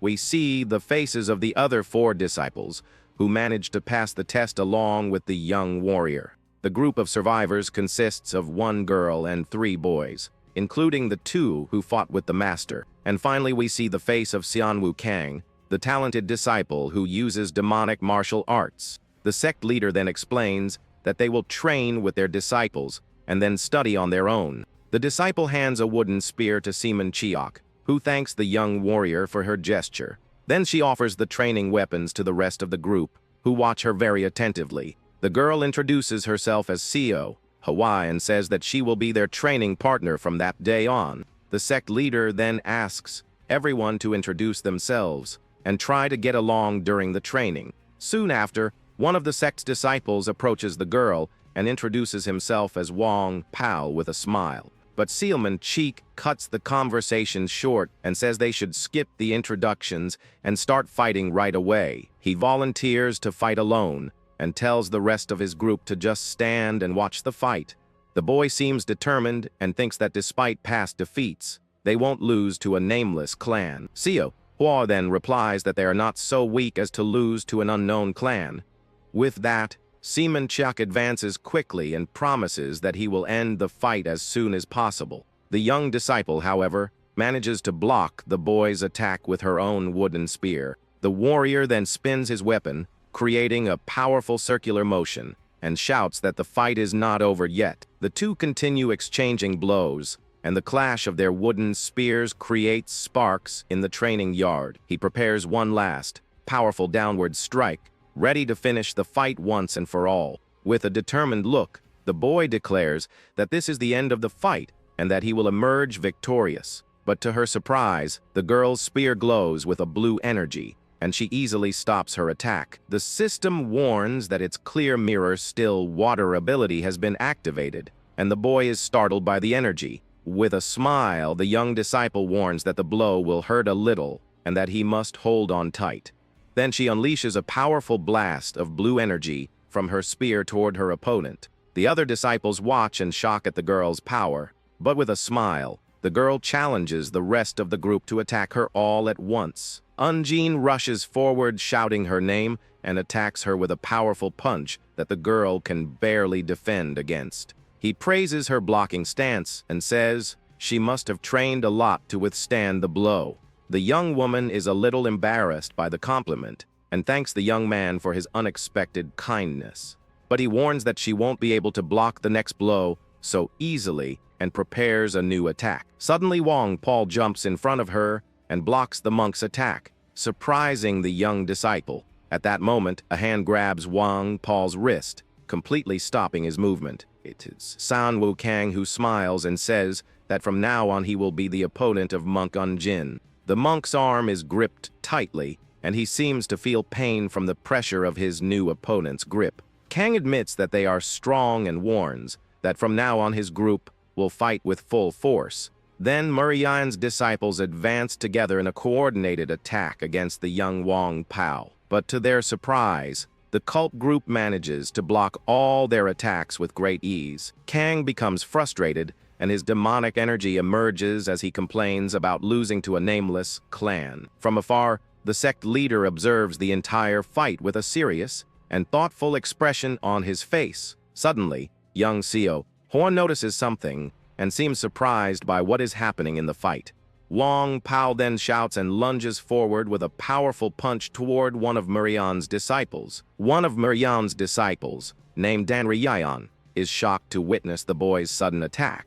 He uses his weapon to make a low attack and knock down the young warrior with a single blow. Then he continues his attack with a powerful swing of his weapon, ready to finish off his opponent. The blow lands squarely, after which the other disciple and Kang shout the name of their colleague, Kyohyuk. With almost the entire group defeated, the disciple informs the last opponent that she is the only one left. Seo Hwa says the fight already seems decided and asks the young warrior if she wishes to continue the combat. Murian's girl stares at her opponent with a shocked look and says that this is impossible. She looks at her defeated companions and remembers that they were a group of 5 warriors. From a distance, the protagonist observes the scene and comments that it seems things have finally calmed down a bit. Then he reveals with a smile that young Seo Ho has only been learning martial arts for a month. All of Murian's disciples are completely shocked by the sect master's revelation. San Wukang wonders what kind of training she did to have so much inner energy at such a young age. The sect leader then explains that from now on they will research coordinated fighting techniques for 2 or more people. He goes on to say that this is especially important for them, as they have lost for 3 consecutive years.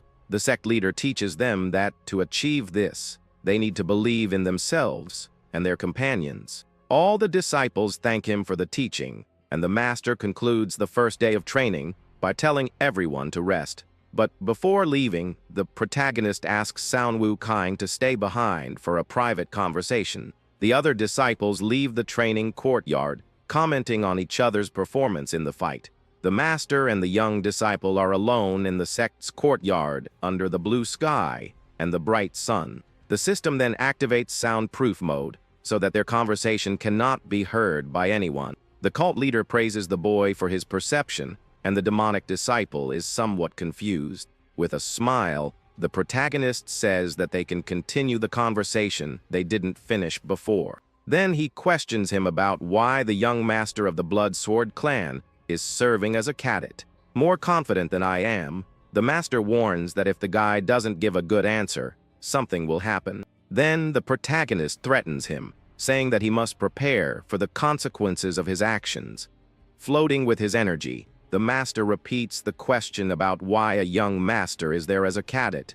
The young disciple panics and wonders what to do while considering the possibility of running away. But the cult leader unleashes an energy blast demonstrating his power and leaving the boy with no way out. The master appears behind him and warns him that he has no option to escape that conversation. Then he demands an answer, and the demonic disciple shouts, asking why the master is there. The scene shifts to 5 years earlier, when a man questions the young man about breaking an opponent's arm. The master of the Blood Sword clan orders the boy to stand up while he remains kneeling on the ground. Angrily, the man shouts, asking why he didn't finish off the enemy or at least incapacitate him. He reminds him of his position and that a leader should be feared, and questions how long he will disappoint him. To prove his loyalty, the master then orders the young man to take the life of his own older sister. The man explains that his sister is at war and that he must infiltrate the alliance to carry out the order. He shouts that the boy's pathetic sentimentality could cost the lives of thousands of the clan's disciples. The master says that he will also order his sister to kill him and forbids him from fleeing or taking his own life. He declares that one day the boy must kill him and his sister to inherit the clan, and threatens him if he refuses the order. With no other choice and a sword at his neck, the young disciple finally agrees to obey the order. He then declares with a hatred in his eyes that he will join the alliance as a spy to carry out the terrible mission. But in his thoughts he plans only to buy time to escape from his master's sight. Back in the present, the young disciple shouts that he needs to escape and charges forward with his demonic energy. But the protagonist hits him squarely with his blue energy, and the boy screams in pain from the impact. The sect leader comments that he has decided on a frontal attack, and that he lacks the skill to assess his opponent. With that, he challenges the young man to show more of his true abilities, and the boy asks what he plans. The sect leader reminds him that he is there to train, that the fight will be easier if he uses his full power. Then the protagonist challenges him to prove his worth, and the two exchange powerful blows in the sect's courtyard. The young disciple realizes that the master is on a completely different level than the one in the entrance exam. He understands that one wrong move could cost him his life, and prepares to fight with everything he has. Using his demonic energy, the boy unleashes a powerful sword attack against the cult leader. The two clash in a duel of blades and energies, and the young disciple seems to be at his breaking point. The protagonist praises the demonic technique, but says that the boy is not suited for the arts of the dark path. Surrounded by red energy, the young warrior asks what the master means by that. The cult leader explains that he is not suited for the sword of slaughter, which demands cutting everything down to win. He remembers the words of his former master, who shouted that this was the black man's way. Irritated, the boy asks what the master knows about this, and the sect leader points to the hesitation in his sword. The protagonist attacks him and says that he lacks the true intention to take his opponent's life. The young disciple shouts angrily, asking what he knows to speak to him like that about his life. The master then strikes him in the face and says that the boy's sword speaks for itself. The young warrior falls to the ground defeated, and the sect leader stares at him with a serious and questioning look. Then the protagonist asks what the true purpose is that he seeks with all that power. The young disciple shouts that in the end it all comes down to taking lives, and that the purpose doesn't matter. Then the sect leader questions him about why he is holding a sword in his hands. The boy hesitates for a moment, but quickly regains his composure, ready to answer the question. With his demonic energy flowing through him, he declares that the reason he fights is to protect something. In a final effort, the young warrior unleashes all his power and attacks the protagonist with full force. The clash of energies creates a huge explosion in the sect's courtyard, and the two are thrown far away. The demonic disciple stands, but appears exhausted and wounded after the final confrontation with his master. Fallen to his knees, he reveals that the reason he fights is for himself, because he needs to become stronger. He remembers his father, an honorable man who wasn't a great martial artist, but knew how to keep his word. His father was a warrior who fought alone, even when everyone else fled the battlefield. The boy remembers seeing his father defeated in combat, and this deeply affected him. He thinks his father's departure was unfair, and that if he acts recklessly, he will suffer the same fate. That is why he believes he needs to become stronger and endure everything no matter what happens to him. But he realizes that his obsession with power has led him to become the young master of the Blood Sword clan. Back in the present, the cult leader looks at him and asks if he regrets the past he lived through.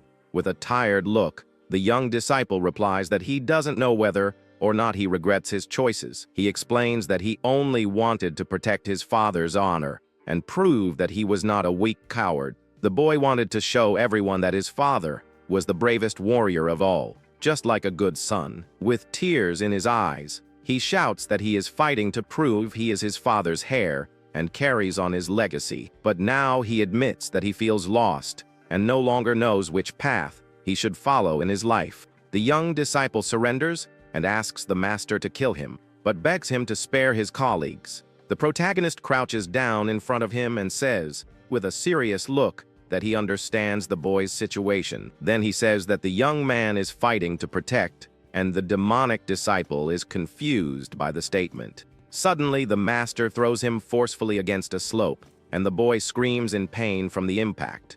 The young man writhes in pain on the floor, and the cult leader orders him to get up immediately. He says that the boy reminds him of a little boy lost and blinded by revenge, which confuses the disciple. The protagonist reveals that he also left the Bakri clan and joined the martial arts training hall in the past. He offers to help the young man improve his martial arts skills while the others hone their basics. The sect leader then reveals that he knows the boy is a direct disciple of a large family. He promises to dismantle the young man's entire foundation and martial arts skills in the next 15 days of training. The master warns him that the process may be painful and asks if he trusts and is able to follow his leadership. With a confident smile, the protagonist says not to worry, as this is his role as a teacher. Far away in the sanctuary of the Muram Covenant, someone comments on the talent of the boys from Mujang, Guan. Another man confirms that they have high scores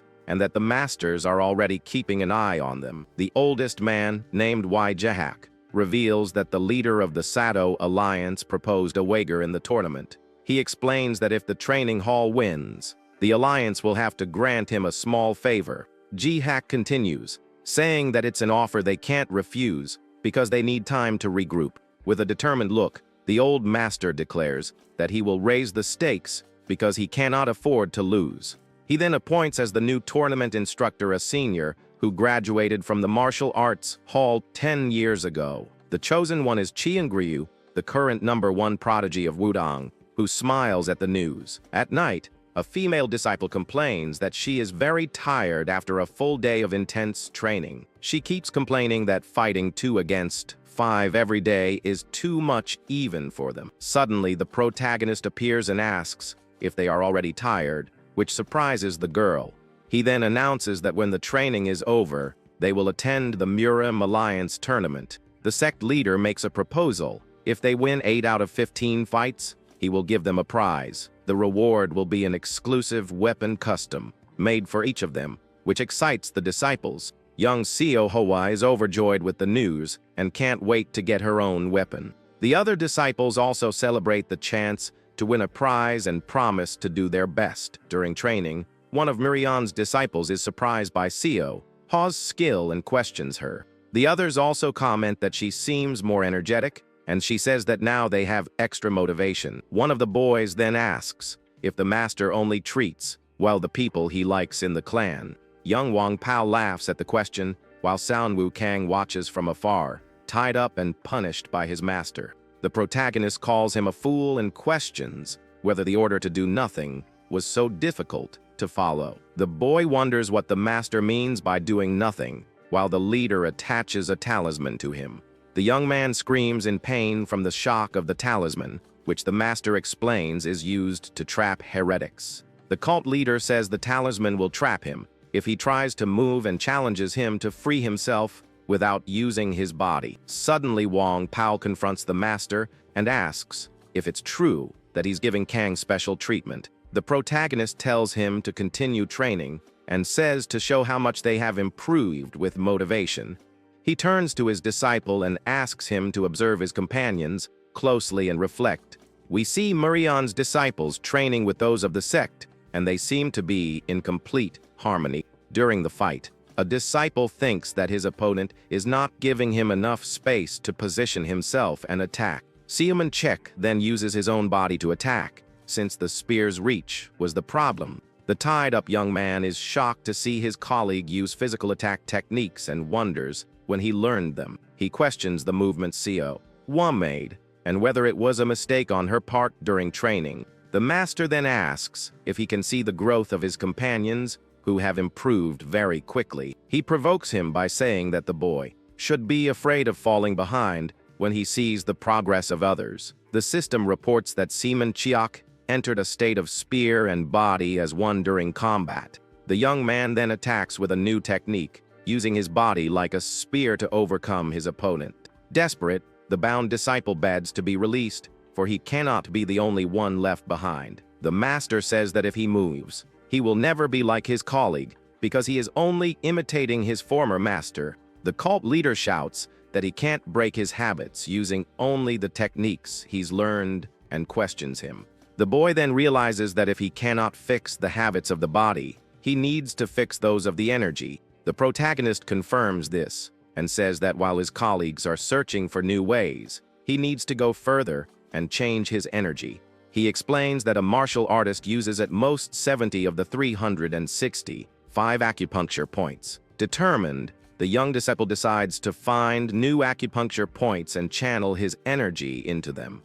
The system warns that your internal energy has mixed with impure energy and is flowing backward in your body. The master warns him not to rush, for if the mutant energy engulfs him, he will lose his danshan. The other disciples are startled by the extreme training and wonder what is going on there. San Wukang screams in pain as red energy emanates from his body, and his teammates become worried. Tied up, he thinks he can't give up now or go back to his horrible past. He focuses on emptying his acupuncture points and purifying impure energy to expel it from his body. The system alerts San Wukang that he has initiated the minor celestial circulation, and he screams with the effort. The young disciple finally collapses to the ground, exhausted and coughing after the intense purification training. The sect leader approaches him and asks if he is all right after the whole painful process. The boy faints, and the protagonist gently holds him to prevent him from collapsing to the ground. He then says that the young man has finally emptied himself of the martial arts of the Blood Sword clan. With a smile, the master congratulates him for becoming a blank slate, ready for a new beginning. The disciple says that if he is now a blank slate, he also needs to practice so as not to fall behind. The sect leader agrees and encourages him to fill in this blank with his own sword path. All the disciples train together and seem to be having fun and getting along very well in the sect. Far away in the forest, a man finds a victim hanging from a tree, the body completely dry. A young female warrior tells the boy to shut up and observes the scene with a serious and worried expression. The man notices the wound on the neck and the way the victim was hung and concludes that it is the person they were looking for. The girl crouches down and realizes that they've lost the creature's trail once again during the chase. The boy comments that there is no pattern among the victims and that it seems the creature only likes blood. He suggests that the cause of all this may be a monster with an uncontrollable thirst for blood. The man continues his analysis and says that the damage is small for such a large monster, but the lack of tracks indicates intelligence. The young warrior stands up and says that they cannot allow any more victims and that they will continue the pursuit. The boy agrees with her decision and says that they must do what their superior orders without questioning. He then thinks for a moment and suggests that perhaps they should take out life insurance. We see a notice that says to contact the leader of the Celestial Sword clan in case of absence for more than a month. The protagonist reads the warning and senses that it will become a major inconvenience for him in the future. He meets with his disciples and congratulates them on their hard work during the last 2 weeks of training. The master says that Seowa and Wang Paul have achieved 8 victories and that they will receive their promised weapons. He encourages them to be proud of themselves and says he expects them to do well in the second training session. The disciples look at the master expectantly as he prepares to announce the next phase of the training. With a wicked grin, the protagonist declares that the second training session will be for them to face each other. Elsewhere, a man is reading a report about missing persons cases in the Hunan region. He explains that the victims are found with their arteries severed and the blood completely drained from their bodies. The protagonist listens to the report and comments that it seems to be the work of a serial killer or a demon. The man goes on to say that the Murim Alliance sent Namgung Wu and the Taoist Chung Ha to investigate. The sect leader is relieved to hear the names and says there's nothing to worry about if it's them. He explains that the combination of the two is excellent and that they are a very strong and skilled duo. Suddenly, a dark memory of a purple demon with glowing red eyes flashes into the protagonist's mind. He thinks of the word demon and admits that it brings back terrible memories of his dark past. The man asks when he's going to tell the martial arts school, and the protagonist is surprised by something. Suddenly a fight breaks out, and the monk Unjin is thrown forcefully against a table, breaking everything. The man shouts, asking where he thinks he's going, and the monk replies that he's not running away from anyone. The monk and another disciple begin to argue, and the protagonist merely observes. The disciple reveals that Chung Ryu, the Taiji warrior, is involved and that he is teaching at the martial arts school. The protagonist thinks Chung Ryu is a genius, and that people like that are not usually good at teaching. A man apologizes for his disciple's lack of talent, but the sect leader reassures him. With a confident smile, he reveals that during his years at the martial arts school, he never lost to Chung Ryu. The disciples are surprised, and the monk asks about the master's past, who says he was called the Dragon of the White Sword. Upon hearing the name, the monk is shocked and asks if the master is the former leader of the Celestial Squadron. The boy gets excited and declares that from that moment on, he will follow the sect leader without question. The master says that they did well in the last month, and that they followed his teachings better than expected. But the disciples shout that they can still train more, and the master tells them to shut up and listen. One of the boys comments that no matter how intense the training is, they recover quickly and feel good. The protagonist then explains that they received enhanced recovery because they were temporarily in his cult. He goes on to say that rest is necessary and that mental fatigue is just as important as physical fatigue. The master declares that this is their day of rest and encourages them to visit Daunting Lake to gain experience. He warns them that, if they cause trouble out there, they will come crawling back to the Murim Alliance. The disciples assure them that they will remember the warning and leave excitedly for their well-deserved day off. The group arrives at Daunting Lake, and one of them laments that Siowa and Wang Pao couldn't go with them. Excited, they decide to go eat the local specialty, the House of the Falling Flower, and rush to the restaurant. But when they arrive, an employee apologizes and says that there are no more seats available for them. He explains that the first 2 floors are full, and the third is reserved for the greatest martial artists. One of the young men starts complaining about the price, but is stopped by his colleagues before causing a scene. Suddenly, a woman wearing a straw hat approaches and offers to pay. She says she only has one condition and asks them to tell her everything about Bakley Woon. The woman removes her hat, revealing her face, and asks if they accept her proposal. The disciples are surprised and wonder who that mysterious blue-eyed woman is. Elsewhere, a man tells Go-Wol that he has found her target and that he is an interesting man. He remembers the strong impression the protagonist made at the opening of the Righteous Heavens sect. The woman says she also wanted to make a good impression and planned to open a store to gain a reputation. She explains that since the master of the Yellow Dragon Hall mentioned him, she didn't send him a letter, but to her surprise, she never heard from him and wondered how that was possible. Back at the restaurant, she eats with the disciples, and one of them comments that he thought she was a spy. The woman laughs and says she's used to being misunderstood, which embarrasses the young man. She then asks if the sect leader said anything about her, and the disciple says he probably forgot. The young woman is shocked by the response, and the others try to fix the situation by saying that the teacher is busy. She mentions the bet with the Unorthodox Alliance, and the guy asks what kind of bet that is. The woman realizes they know nothing and decides to tell them everything about the situation. She reveals that the two alliances are competing, and that the unorthodox one has bet on the Miriam martial arts school. The disciples are shocked by the news, and the monk says that the leader of the other covenant won't even be able to attend. The young woman explains that if they lose, they will suspend all attacks and expansions for an entire year. She goes on to say that if they win, the Murim Alliance will have to do a small favor for their leader.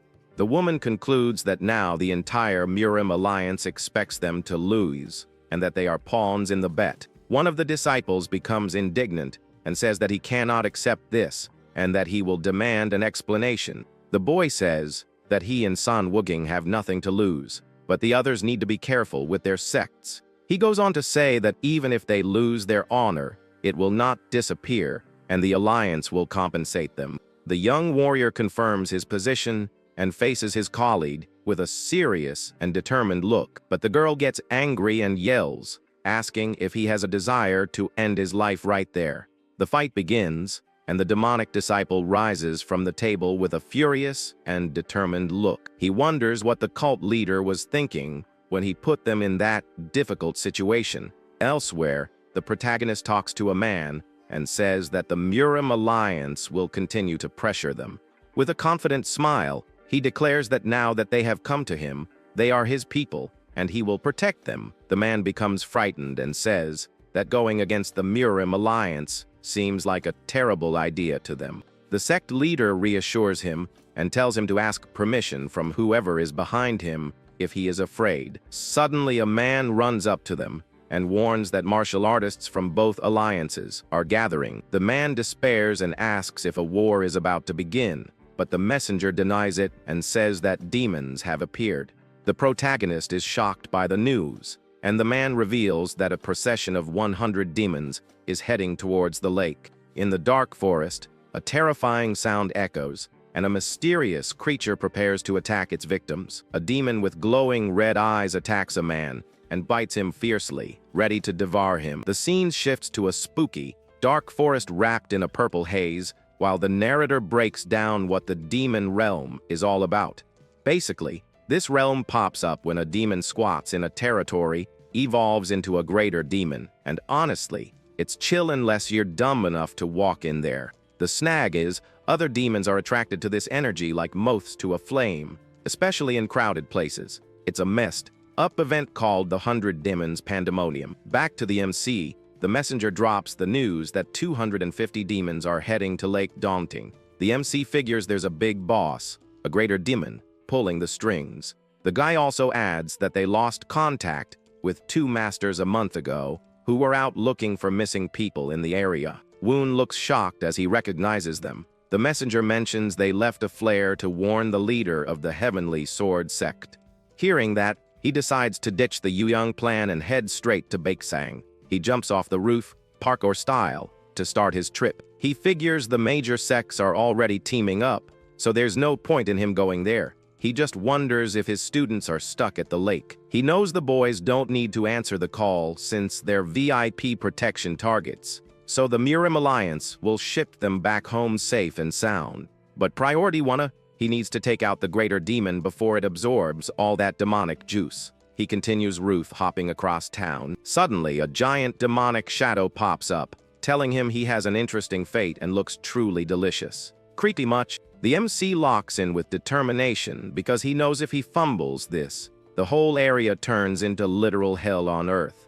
We get a shot of the city at night with that ominous purple demon energy hanging in the sky. Bad vibes are incoming. Back at the diner, the monk disciple is ticked off. He wants to ask the leader how they feel about the alliance using them as pawns. The disciples pack up in a hurry, with the monk leading the charge, looking ready to give someone a piece of his mind. Suddenly, a figure appears in a flash of blue energy right in front of them. They're like, "Who is this dude?" The man introduces himself as Guang Yin, the boss of the Murim Alliance's Yuyang branch. He quickly tells the disciples that 100 demons pandemonium is heading straight for them. The chief sternly orders them to get back to the training camp ASAP, because this place is about to become a war zone. One female disciple asks if he's telling them to run away, but he claims it's a strategic retreat since they are high-value protection targets. Guang Yion yells that they don't need brats getting in the way, and he's not hearing any objections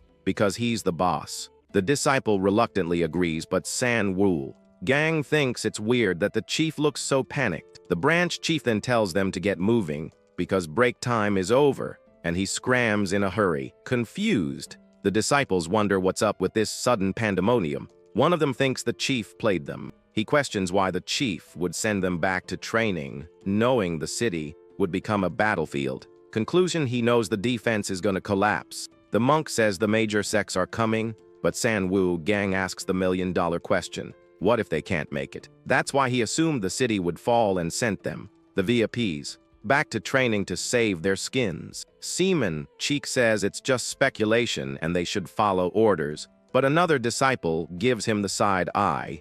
San Wu Gang then drops the truth bomb. If they bail now, everyone in this city is gonna meet their maker. He reminds everyone that the master said they are temporary members of the Heavenly Sword sect. Would a real disciple leave people behind? The answer is a chaotic, heck no, with a shot of the master and his students ready to throw hands. One of the girls agrees, saying they are also pillars of the righteous path and can't just run away. Seaman caves and says fighting while retreating seems acceptable, making his buddy cheer. San Wu Gang takes charge, handing out tasks to get the squad ready for the incoming brawl. With a new purpose, the group of disciples rolls out united, declaring that from this moment on, it's demon hunting season. The blonde woman watching from afar is bummed that they forgot about her too, so she leaves. Meanwhile, the MC enters the spooky forest, remembering the first thing he taught them was how to survive and run. He's worried about his friends running out of supplies. He feels the corruption here has spiked and knows he needs to act fast. Suddenly, a weird sound echoes behind him, and he spins around to check it out. A demon with red eyes spots him. It complains about humans but admits that thanks to them, it leveled up to a greater demon. The demon is annoyed, wondering what trick the humans used to hide inside his domain. It stomps on the ground, grumpy, looking for the group of puny humans to snack on. The creature loses its cool and lets out a terrifying scream, demanding they come out already. Hiding behind a tree, the female disciple watches tensely, realizing this thing is actually enjoying the hunt. She reluctantly admits the master was right. They should have taken this thing out before it fully awakened. The girl scolds her fallen teammate, asking why he wasted time showing off instead of fighting for real. But she steps in front of her friend, warning the monster to back off, because she's still got enough juice to take it down if needed. As the beast advances menacingly, she regrets missing her chance to win before things went sideways. Suddenly, a blue energy flash cuts through the air at high speed, interrupting the creature's attack. The demon is totally caught off guard and backs up, not knowing where that cheap shot came from. A mystery figure appears in the flash and lands a precise hit right on the monster's chest. The impact makes the giant creature stumble back, while the newcomer checks if everyone is okay. The fallen disciple screams desperately, warning the savior to watch out, because the danger isn't over. The demon recovers fast and launches a ferocious claw attack, trying to swap the intruder out of the air. The devastating hit smashes into the ground, kicking up a huge cloud of dust and debris where the warrior was standing. The beast lets out a savage roar of fury, thinking it just deleted the threat that dared to challenge it. But the MC walks out of the dust completely unharmed with his sword, smiling and saying the creature saved him the trouble of finding it. The disciple's eyes go wide with hope as she immediately recognizes her Grand Master standing there. He turns his back with maximum swagger and corrects the brats, telling them to address him as the Heavenly Sword Sect leader. She complains about him being late, but Woon says he was busy cleaning up the mess they made. The demon roars in pain and frustration, its red eyes glowing bright after taking that heavy hit. The MC thinks the situation is weird. Even for a greater demon, it shouldn't be tough enough to take them both on. The creature doesn't quit and charges again with uncontrollable rage, ready to attack its opponent. Woon just watches the desperate charge, calling the monster a fool for trying something so useless. The demon opens its jaws full of sharp teeth, getting ready to chomp its enemy with a direct attack. Suddenly, a mysterious voice comes out of nowhere, saying it's going to give the creature a little hand. Purple symbols of dark energy start popping up from the ground, surrounding the battlefield with a spooky aura. A massive explosion of purple energy hits the spot with devastating force, pushing everything back. The sect leader turns around, surprised, sensing that familiar and dangerous energy popping up behind him. He charges his sword with blue lightning and yells defiantly for the new enemy to show themselves. A female voice echoes in the darkness, calmly saying it's been a long time since they last saw each other. She emphasizes that it's been a really long time as the dark energy intensifies around them. An elegant woman wearing dark clothes and surrounded by a purple aura floats in front of him, revealing herself. She smiles creepily and, with a piercing look, asks if the boy forgot about her after all these years. Meanwhile, the disciple looks around confused and shocked by the destruction, asking what just happened. He breathes heavily, trying to understand the chaos, while painful memories start flooding back. Bodies of defeated allies are scattered on the ground, and he sees a girl with her back turned, holding a sword. The guy asks, desperate and in disbelief, how she could do that to her own teammates. The girl falls into a red abyss, apologizing while tears stream down her sad face. She says she can't control her own body while a darkness as kunnen cungar.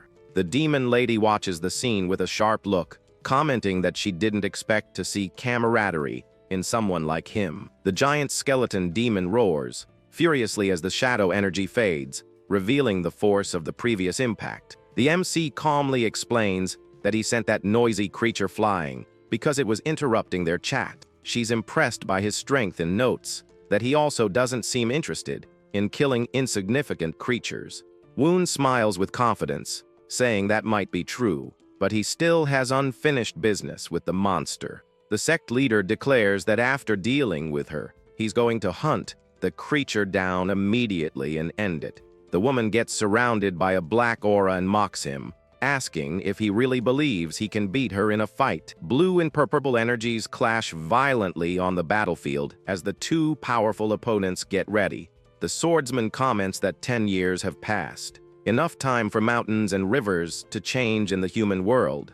With a fierce look and electricity flowing, he swears to ensure she never finds her way back to this world again. The scene cuts to another location where a giant bird monster gets decapitated in an instant by a speedy attack. The disciples are fighting giant bugs, and one of them thinks the battle seems easier than expected. Another warrior responds while striking, saying thankfully there aren't any strong demons nearby, which makes the fight a breeze. But Sanwoo Gang yells not to relax yet and orders the group to leave the area immediately so they don't take risks. He asks his teammates if they already forgot what they've been doing for the last 2 weeks of training. The disciple tied to the rock says he didn't do anything, but he gets ignored by the colleague talking about the next step. We see the determined face of the group leader, realizing how much everyone there has drastically improved in such a short time. He reflects that even now he's holding back his blood sect arts so he doesn't lose control,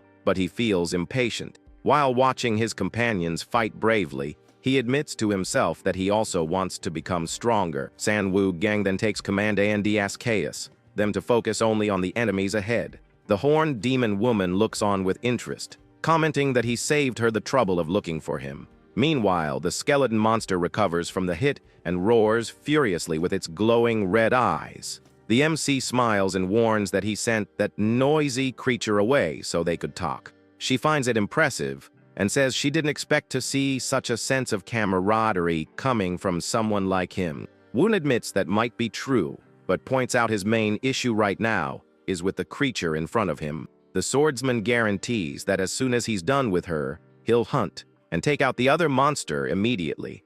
The woman mocks his confidence, questioning if he really believes he's capable of beating her. Blue lightning and a black aura collide as the two raise their power levels for the imminent showdown.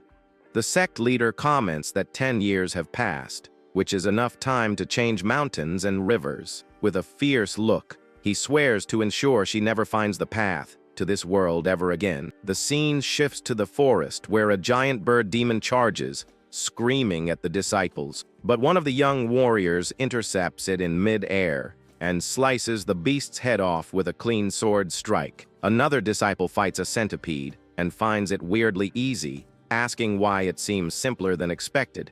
The colleague next to him agrees, noting that luckily there aren't any super strong demons in that area. However, Sanwoo Gang yells not to relax yet and orders the group to get out of that zone immediately. The guy tied to his buddy's back asks indignantly why they are still there then. The leader explains their role is just to block the monster's advance until the main reinforcements arrive. He reinforces the order, shouting for no one to try and be a hero or do more than they can handle. Suddenly, the branch chief gets hit by something invisible and drops to the ground, surprising everyone. Sanwoo Gang looks at the new threat that just appeared and screams for everyone to run now. A terrifying demon appears before them, and the narration warns that this creature is way out of their league. But Sanwoo Gang steps up with determination, shouting that they came to help and ordering everyone to get down immediately. With fast and precise movements, the disciples cut through the smaller enemies,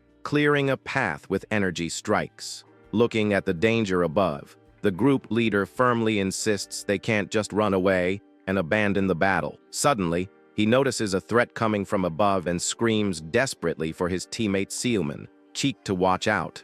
A gigantic claw descends from the shadows, focusing on him, and the young warrior barely has time to react to that absurd speed. Fear paralyzes his body for a second, and he wonders, sweating cold, if this is really his tragic end. Then, he denies that cruel fate and firms up his stance with his sword, deciding to block the attack no matter the cost. Jumping with furious determination, the disciple swears he won't let anyone die and unleashes all his hidden power. With no choice, he activates the Azura Blood Sea Sword art, unleashing his ultimate technique in a moment of pure desperation. The attack hits the monster squarely, and the creature lets out a roar of agony as it gets violently knocked back by the force of the blow. Panting after the impact, he hears his teammates shouting his name, completely shocked by what they just witnessed. Sanwoo Gang hangs his head in despair, thinking he failed in the end by using the forbidden technique of his old sect. However,